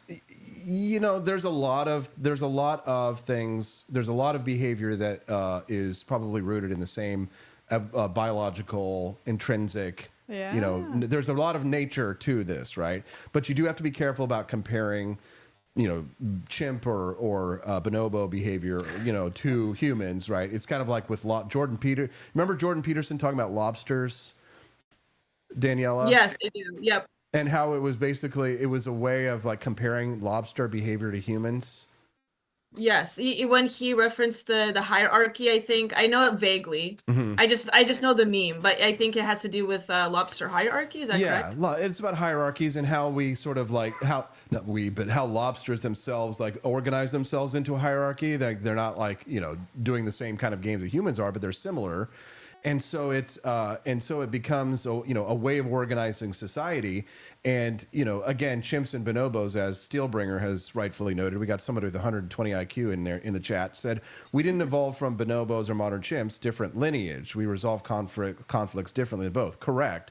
So while you make these comparisons, you can't say, oh well, it's exactly the same. But evolutionary psychology is a really interesting science. It's fascinating. It is fascinating because it does. I think nature does have an impact, and I absolutely believe that nature has an impact in how societies organize themselves, and whether it might lead to you becoming a matriarchy or a patriarchy. It's about development of resources. If you're on a plains Indian and you're moving from place to place, men who are naturally stronger, they're going to be the ones who decide like how the family unit rolls. They're going to keep everybody in a little teepee, their immediate family. But if you're straight, if you're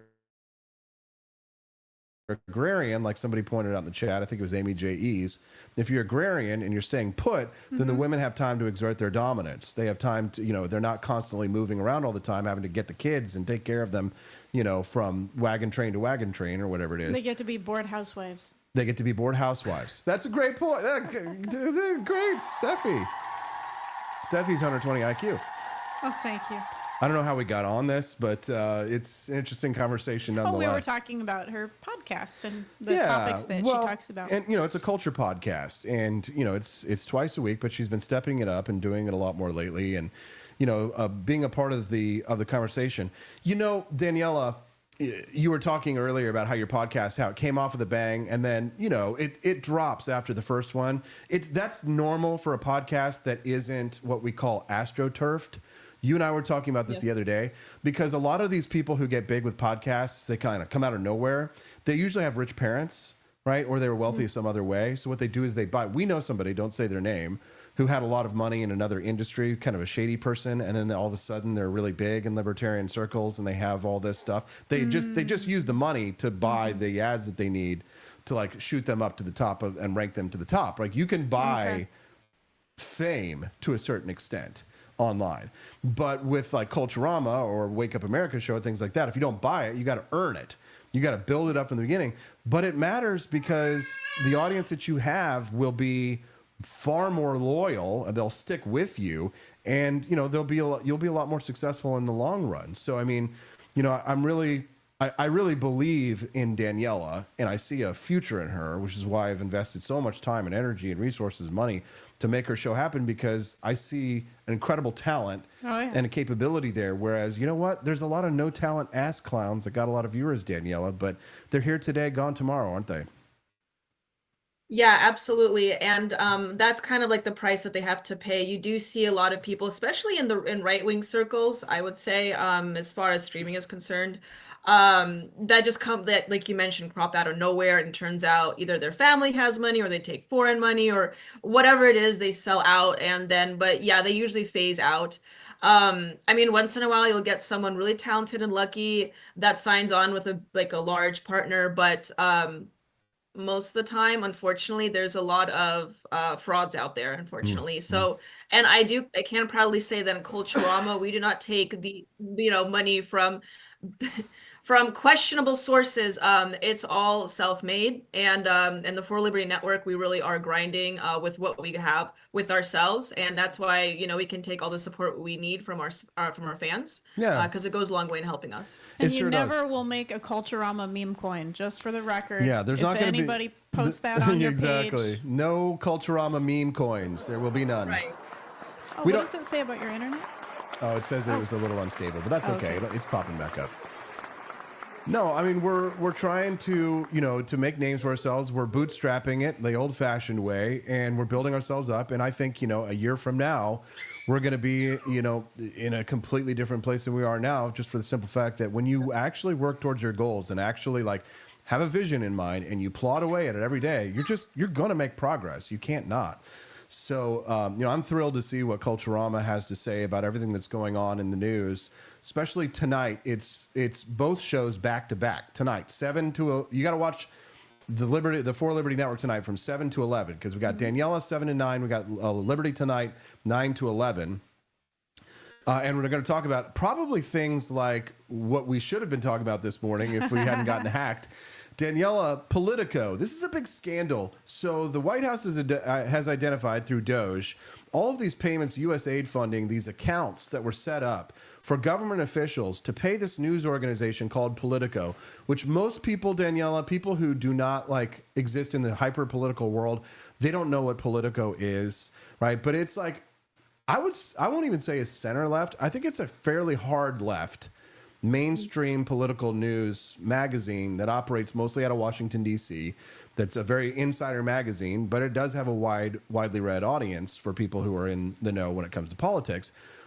But they published tons of lies about Trump, lots of hit pieces on Republicans, and a lot of our money was going to pay for taxpayer money was going to pay for subscriptions to this news organization. They say it was to access a government tracker so they could do their jobs better.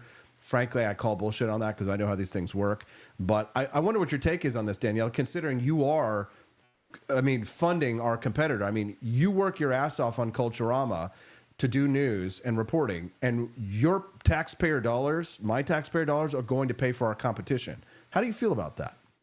Yeah, that is not the best feeling, Austin. Obviously, when you're an independent streamer like we are in the For Liberty Network, you're going to have to work against big time players, of course, whether that's on the right wing, left wing, or just big media in general. It is difficult to decipher what's left, what's center, or what's right in media, especially because most of big media is ideologically captured, I would say, by the left for the most part, and is pretty anti-Trump. But yes, the U.S. aid or the U.S. ID, people define it. I mean, people pronounce it in different ways. Has been funding unscrupulously. And I've talked about this on my last stream, how USAID funding is supposed to be going towards international development, like across seas for like humanitarian aid, but which I still think is questionable to, fund organizations and projects and developments in other countries using our money. But regardless, but still, like I talked about on my last stream, there is a lot of projects and programs that I think a lot of Americans would be uncomfortable with finding out their money is going towards, like for instance, LGBTQ plus programs in like Serbia, for instance, or USAID is funding transgender operations in some foreign country, which just makes no sense. And they're basically spreading this misinformation and propaganda. So I've talked about that, but I believe it was yesterday, the Tuesday night, more news has come out that USAID is potentially funding media organizations, including Politico. And since then, people have come out and said, well, this is not entirely true. They're not directly funding Politico. I found a lot of articles that said that this is just a right-wing conspiracy theory, even though Carolyn Levitt already talked about the Trump administration wanting to wind down and shutter USAID completely in relation also to this as well, to the Politico story. But they said that staffers in USAID are directly contributing towards Politico and subscribing for their services. So again, it's like maybe USAID isn't directly funding Politico, but they have people within their own organization that are still giving it money. So it's like this roundabout way of funding Politico without funding Politico, if you know what I'm saying. So No, I mean, it's still exactly what's happening. Yeah, the money is going to the organization, right? And so it's like, oh, like here's the thing. They offer, here's the thing, probably a lot of the government employees don't even use those accounts. They just buy them for them and have them, right? So, I mean, like, even if you wanted to keep some of those accounts, like, you should do an audit on them and make sure that the people are actually using them, that they want to use them. I guarantee you many of these broke-ass, lazy employees of the federal government were not using those accounts, right? And so they're paying all this. Here's what I'm seeing Elon is doing. Whether it's the IRS or many of these other agencies where, people are getting laid off. What they're doing is they're firing more people than they need to fire, and then finding out what actually needs to be done, and then hiring people back to do the things that actually need to be done. That's classic Silicon Valley approach on there. That's cutthroat, but it makes sense because that means that if there's no demand, if there's no 4-alarm fire, hey, we need people doing this, then that means that it wasn't necessary in the first place. Yes, exactly. And I'm just really glad to see what Doge is doing, even though they do not have direct power over what decisions are made. Obviously, their oversight definitely is necessary because it's just been wild. And I understand that organizations like USAID has been funding questionable programs before, especially overseas. But it was really eye-opening to see like where the money, it's really just, they're just burning money on stuff. Like they've been funding a comic book in Peru. They've been funding a project to publish comic books in Peru that had trans characters in it, like completely useless stuff like that. So it's very necessary. But also what's like weird and questionable most of all is that USAID, despite what you think of it, its intention is to send money overseas. It's a U.S. agency of international development, and they are funding essentially domestic organizations like Politico, which also begs a question of like, what is it that they're doing? Why are they doing this? Are they obviously they're pushing propaganda and a narrative, right? Mm-hmm. We do see them do this overseas already. They are single-handedly funding propaganda campaigns. And all you have to go, there's a lot of articles publishing like how they are basically funding propaganda campaigns overseas, but apparently they're also doing that at home here as well. Yeah, no, for sure. Listen, it's 9 a.m. and I'm obligated to give you the opportunity to leave, Daniela, if you need to. I'm going to go a little later today because we started later because of the hack. Would you like to stay with us or do you need to run? Don't feel bad if you need to run. Oh no, that's fine. Okay, so I got all morning. All right, great. So we're gonna go for another 30 minutes. We may not keep you that whole time, maybe another 15. But I just wanted to continue this conversation because it's so important. It's such a big story, and you know, our listeners and audience, while I'm sure they have interest in us being hacked and what's going on with the network, we should, you know, give them a little bit of news for their money. Especially Andy Opperman, he just donated $20. Said for liberty. Thank you, Andy. Thanks, Andy. But the Department of Government Efficiency, so Elon Musk becomes this temporary employee for like 150 days. It's this status that they give them. And so apparently somebody can become a temporary government employee for like 150 days. And that's what he's doing. So when it comes to what they're able to change, Doge can't change anything. They only have view level, or it's called read-only access. You know how sometimes we share a Google Doc or whatever, or like an Adobe Express thing, and it's like you can only read, you can't edit the picture or the image. That's the same with Doge. Doge only has read-only access to the transactions that are being made, and then they can recommend to an actual government staffer that there would be cuts, which is what they're doing. Okay, so Elon is not actually cutting things himself.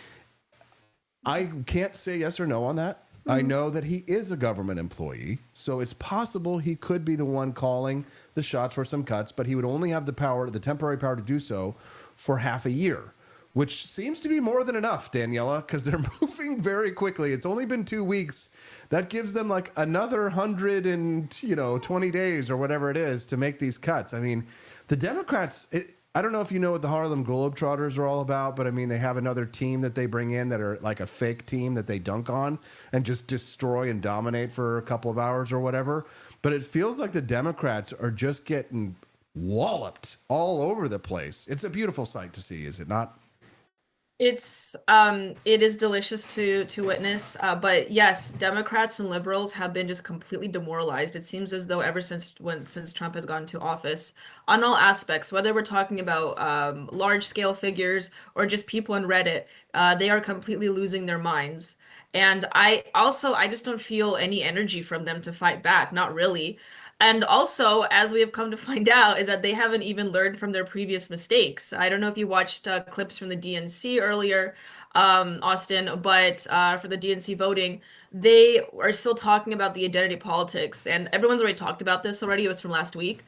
But it seems as though not only are they demoralized, but they just haven't learned anything from their previous mistakes about honing in on identity politics rhetoric, which I think lost them popularity and votes from the general American public. And they're just going to keep doing what they're doing, I guess. But if they do that, they are going to continue losing. So I guess for us, it's best if we encourage them to lean into the identity politics. But yes, I really don't know what the Democrats are going to do moving forward. They really think they are at a loss in many ways. Yeah, no, it's fantastic to learn that our hunches, our conspiracy theories have been proven correct. All my conspiracy theories that I had about where the money was being spent, you know, transgender operas in Peru, right? Gay comic books and all that. Yep. And but then to see that so much of that money came home, Daniela, and that it was funding these NGOs. Like, I always believed, my conspiracy theory was that American taxpayer dollars were being used to prop up Democratic Party activist campaigns. Like, I've seen some rumors, and I haven't confirmed it yet, about the protests in 2000, the George Floyd protests. That like money from USAID might have gone to help to fund Democratic protesting here, and even ultimately riots. The burning up, our taxpayer dollars were being used to potentially burn down cities. I believe it, Daniela. It's plausible. Oh yeah, definitely. Like I mentioned on my show and earlier today here, is that USAID is known to fuel and fund propaganda campaigns. And even though they say this has a humanitarian aspect and they want to develop other countries and peripheral countries, the propaganda and the ideologies that they're exporting is inherently destructive. I don't think that, and it's just a waste of money. And so I would not be surprised at all if they are doing that here, especially to undermine certain peoples and certain populations of peoples and certain potential office holders. They don't want certain people to get into office, and most definitely USAID, and I'm sure others that work in government have been funding Politico so they can push, and other big media companies, I'm sure, to push an anti-Trump narrative as well.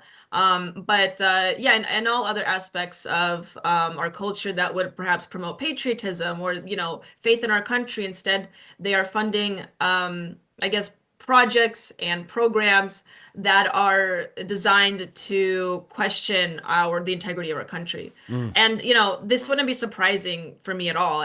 It's happened before and it will continue to happen again. Yep, for sure. If you're just tuning in the Wake Up America show, I'm Austin Peterson speaking to Daniela Pensack, the lovely Stephanie Peterson, and Hazel Peterson is on with us right now. The little baby P. She always wakes up around 9 o'clock. Yep, that's right. It's 9 o'clock. She's awake. So it's nothing but me with a bunch of beautiful women here on the Wake Up America show. Good morning, everybody. Good morning, pineapples. Good morning, pineapple. Daniela has been kind enough to stick around with us for an extra overtime this morning. We're trying to get some hours in so we can join the Rumble Creator Program. More details on that later. But when I opened the news this morning, I see this other headline, Daniela. Apparently, the Federal the federal FCC releases CBS's 60 Minutes interview with Kamala Harris. So the interview with Kamala Harris that was done right before the election with 60 Minutes was heavily edited. And the reason why they would not release it, they purported, is that it would be seen as an attack on free speech by not allowing it to be aired. Now, I don't know if you happened to see it, but did you by chance happen to view any of the found footage of Kamala? I have not. No, I'm wonder, the FCC is saying if they release it in full that it would be an attack on free speech. Is that correct? Well, that's what they said before Trump won. So before Trump took over, the reason they say they didn't release it is because it was, and this was the center of a lawsuit filed by President Trump, and it showed that 60 Minutes 60 Minutes didn't air everything that she said. There's word salad, classic Kamala-isms.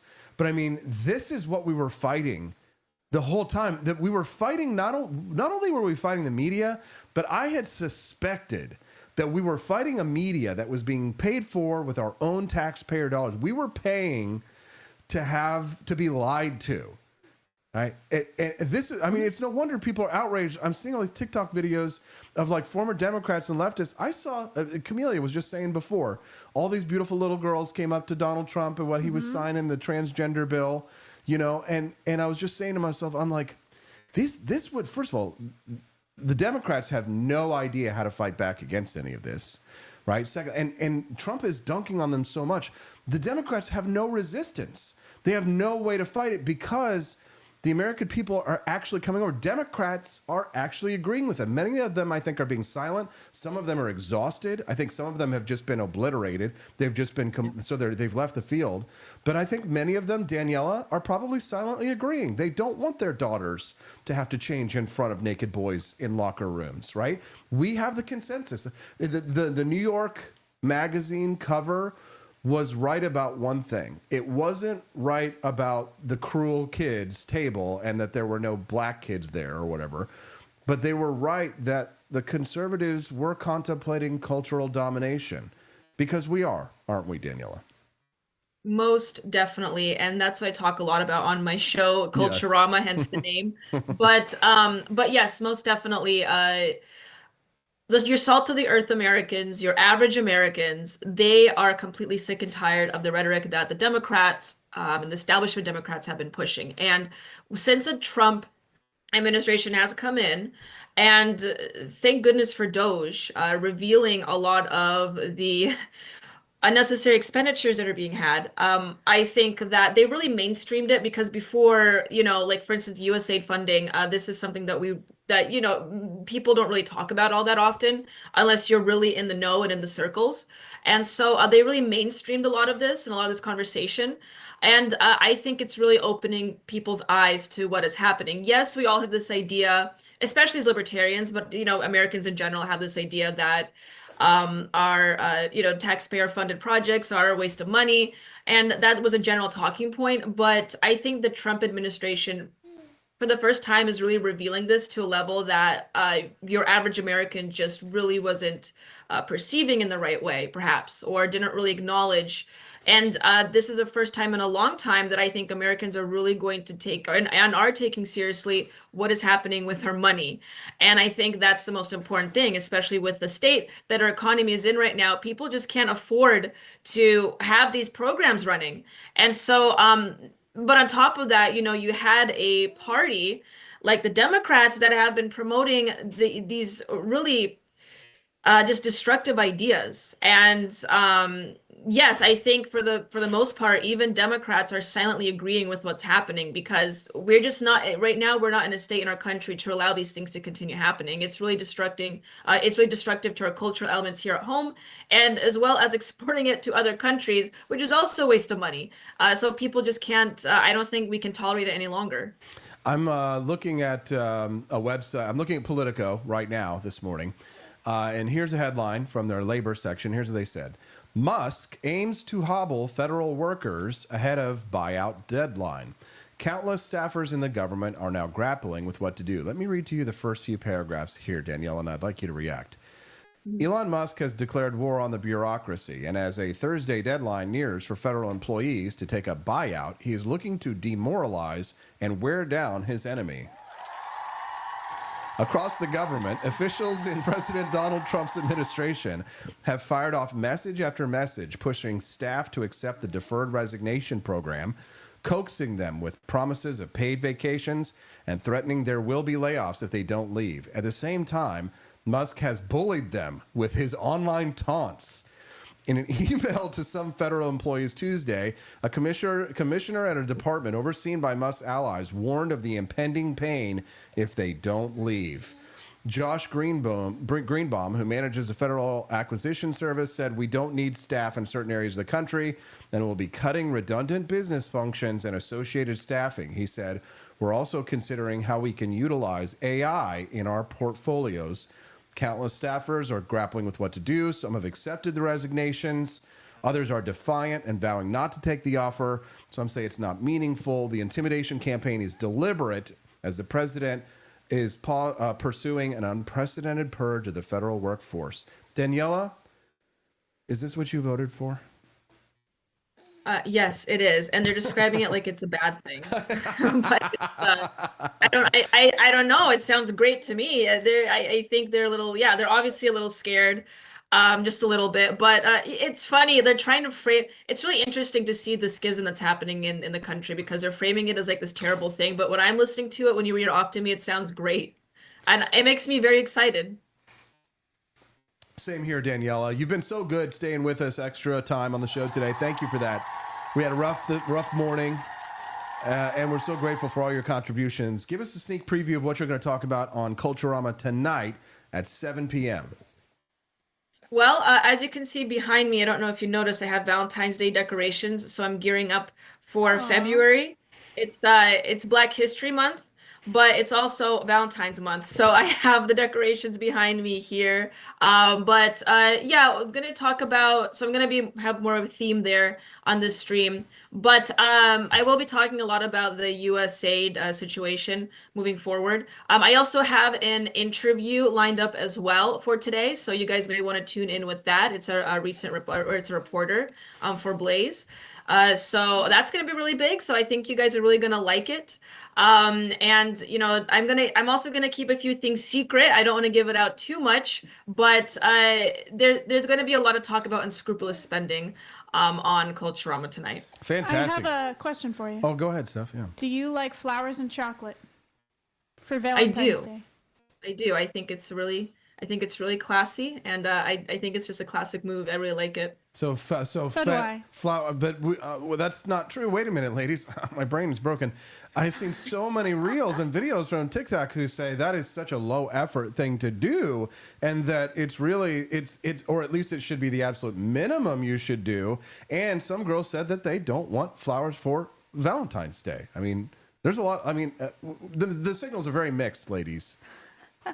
Yeah, I don't know. I didn't used to like flowers, honestly. If it, if it's just flowers and chocolates, I mean, I Is it guess the it minimum? depends on Is that the minimum, Daniela? Huh? See, I'm fine with but just the older flowers I and got, yeah, if it's just flowers and chocolates and that's all, I don't know. I guess it really depends on your situation. It's all within context. But the older I got, the more I kind of embraced the kitschy elements of, like, I guess you could say dating culture or romance. I ended up liking more the traditional elements. I think it just comes with age, perhaps. There you go. Flowers it is. Okay, so the men who have been listening to this, who have a lady in their life, you know what to do. All right. Daniela Pensac, thank you very much. We'll see you tonight. Rumble.com/Culturama. Have a good one. Thank you, Austin. Thank you very much. She's great, isn't she, Steffi? She Weffy? is.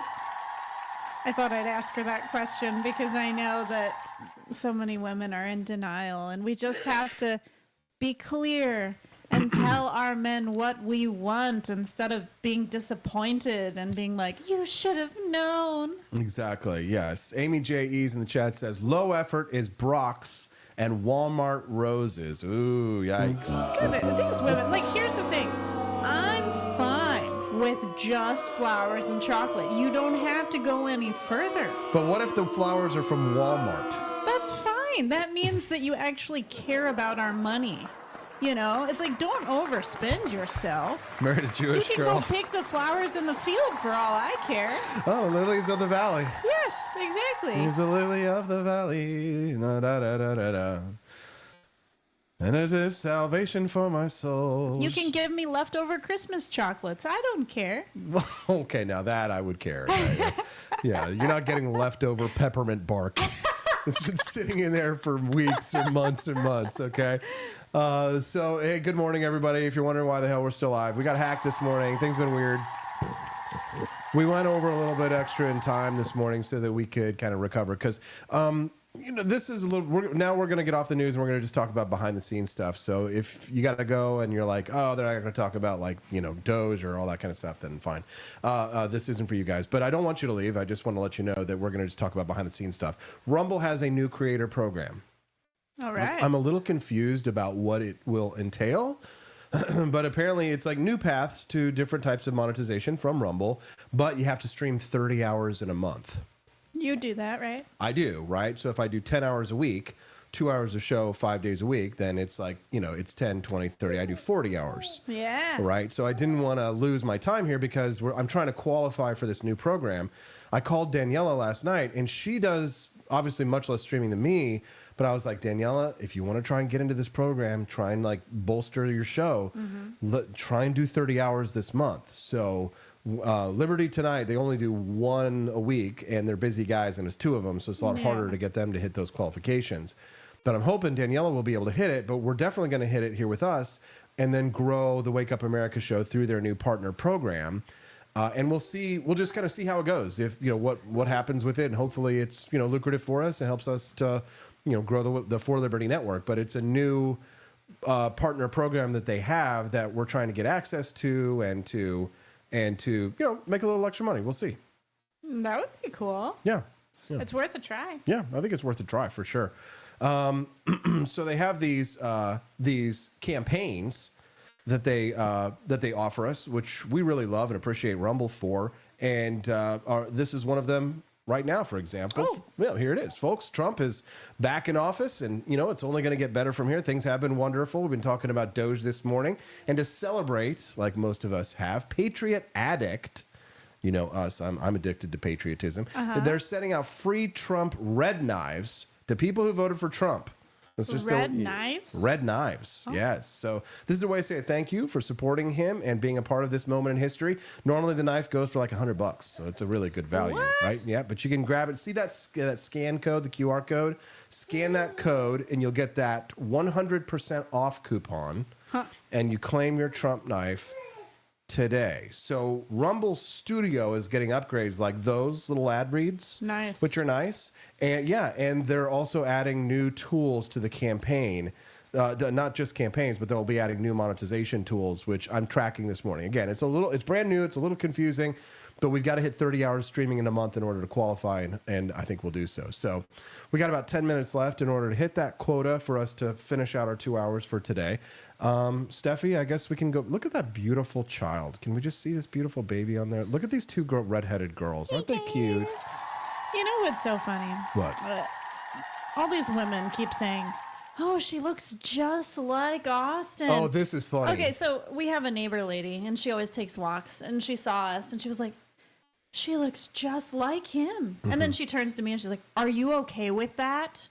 And I'm like, what? Yeah, that's right. Why would I not be okay with her looking like my husband? There must did be- I not choose to procreate with him? Thank you, Nelson, for the gift for baby Hazel. Oh, what did he give us? He gave her $5. Yeah, thank you, Nelson. Right, yeah. So that wasn't the first time though that we've had people. Like, nobody said it as explicitly, but they say it with their facial expressions. Right. That she looks just like Austin, and then it's like, then they look at you, kind of like, oh, sorry. You know what I mean? Like, is there something, maybe it's some biological thing that women, like, they really want their little girl to look like them, but it's like, it's not like you're worried about the genealogy or anything like that. Like, you know, you don't need a maternity test on your own child, right? They don't have maternity tests. They have paternity tests. I guess they do have a maternity test, but it's like, you know, it's like if the woman's missing or something. And then there's some women online who are like, don't worry, the second child usually looks like the mom. And it's just like, are you guys like coping with something? Like, what is going on here? I feel like they're trying to project their own feelings onto me about why their child looks like their husband. Yes, yeah. It is weird, right? But it's like, I mean, I like that she looks like me. It's cute, right? I think you're a very cute guy. Yeah, I mean, and it's just for me, like, it's our first child, so there's a lot of weirdness to it. So I'm like, there's gonna be a little. Yeah, I'm talking about you, little one. I'm talking about you. Are you smiling at your daddy? Yes. Aren't you smiling at your daddy? Yes. But it's like, it's going to be weird to see a little me with red hair that's a girl. It's like a filter, like a Snapchat filter. Yeah, it's like, yeah, exactly. It's like a Snapchat filter, like the make you a girl, right? But it's with red hair.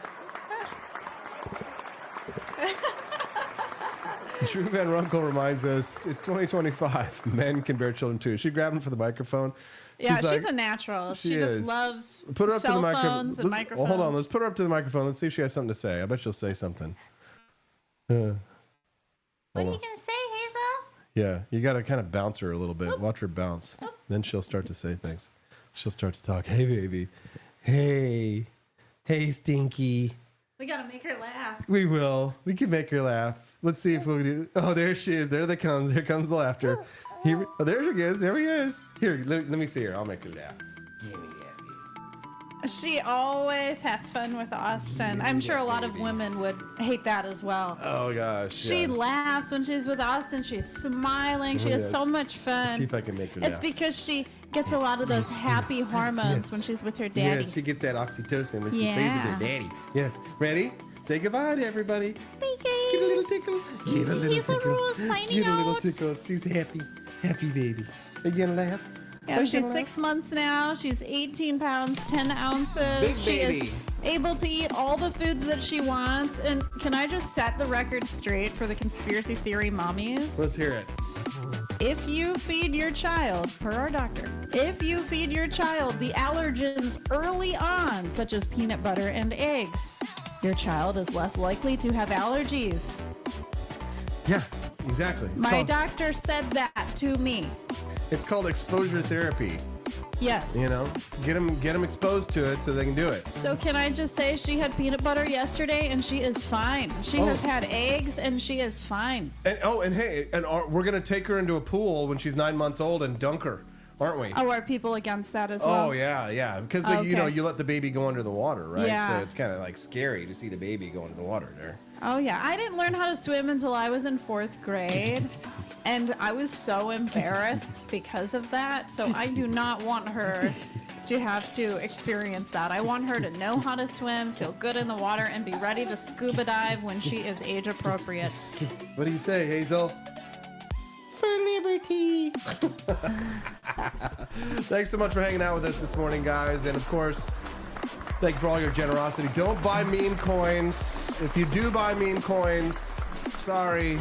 but you walked into the casino and you got what you asked for, okay? Hazel's like, actually, I have a Hazel coin. I just want everyone to know. Yes, we're launching Hazel coin this week. So keep an eye out for the Hazel coin. It's going to go to the moon. It's going to be bigger than Doge, bigger than Shiba, and bigger than Bitcoin. We'll see you guys. Thanks, Stephanie, for hanging out, everybody. Everybody say thank you to Stephanie. Oh, I'm so glad to be here. It just worked out. It did. We'll get the, we don't have access yet to the account. Hopefully we'll get it soon. So don't believe necessarily anything you see on AP for Liberty yet, because we only have a backdoor that we're able to tweet with it, but I can't control it or log into it. So just be careful of anything you see until I let you guys know. Probably, hopefully by tomorrow morning. Well, we did have a clip that went out about the USAID people. Yeah, that is legit. Yeah. Don't worry, I mean, that's it's real. just a video, but we had Yes. all that stuff like scheduled to go out. So Yeah. it was grandfathered in. So anyways, thanks guys. Thanks for everything that you do to support the 4 Liberty Network. We appreciate Daniela and Camellia for rolling the punches today. And sorry that we didn't have a normal newscast. Tomorrow won't be normal either because it's Freedom Family Friday and we're going to do this all over again. It's going to be a blast, but we'll see you then. Steffi, Be free. love you guys. See you here tomorrow. Don't forget to visit the Grift Shop on your way out at 4libertyshop.com. Bye guys.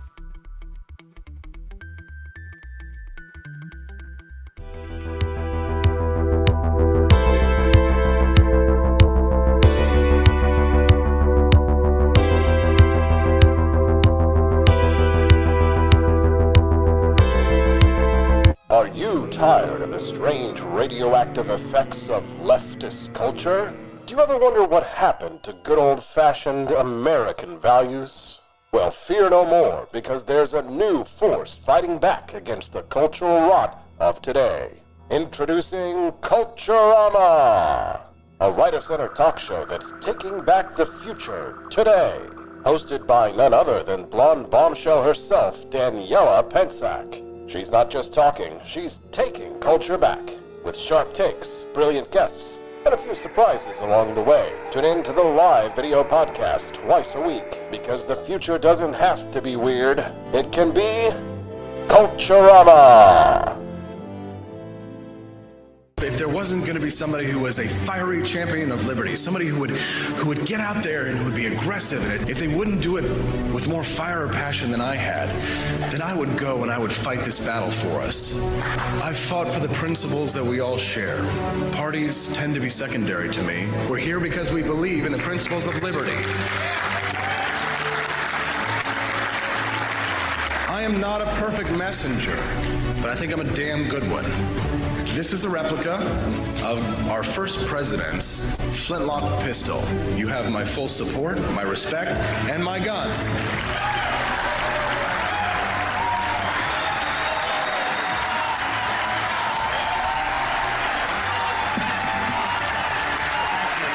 I think that the heart of my philosophy is much more libertarianism than well, that's the fashionable word these days, I guess. A conservative is no longer just that. He's a libertarian and always has been.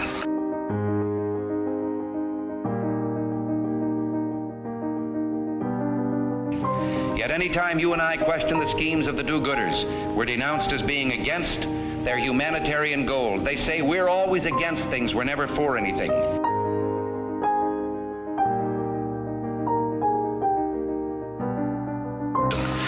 What is fascism? Fascism is private ownership, private enterprise, but total government control and regulation.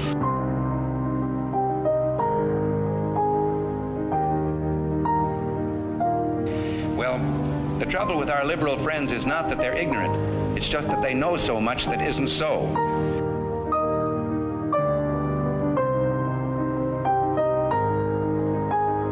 If we lose freedom here, there's no place to escape to. This is the last stand on earth.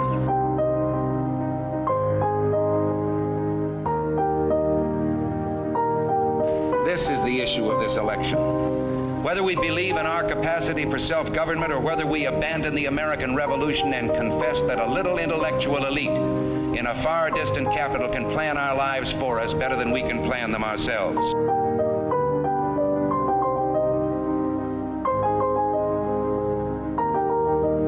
The conservative, so-called, is the one that says less government. Get off my back, get out of my pocket, and let me have more control of my own destiny.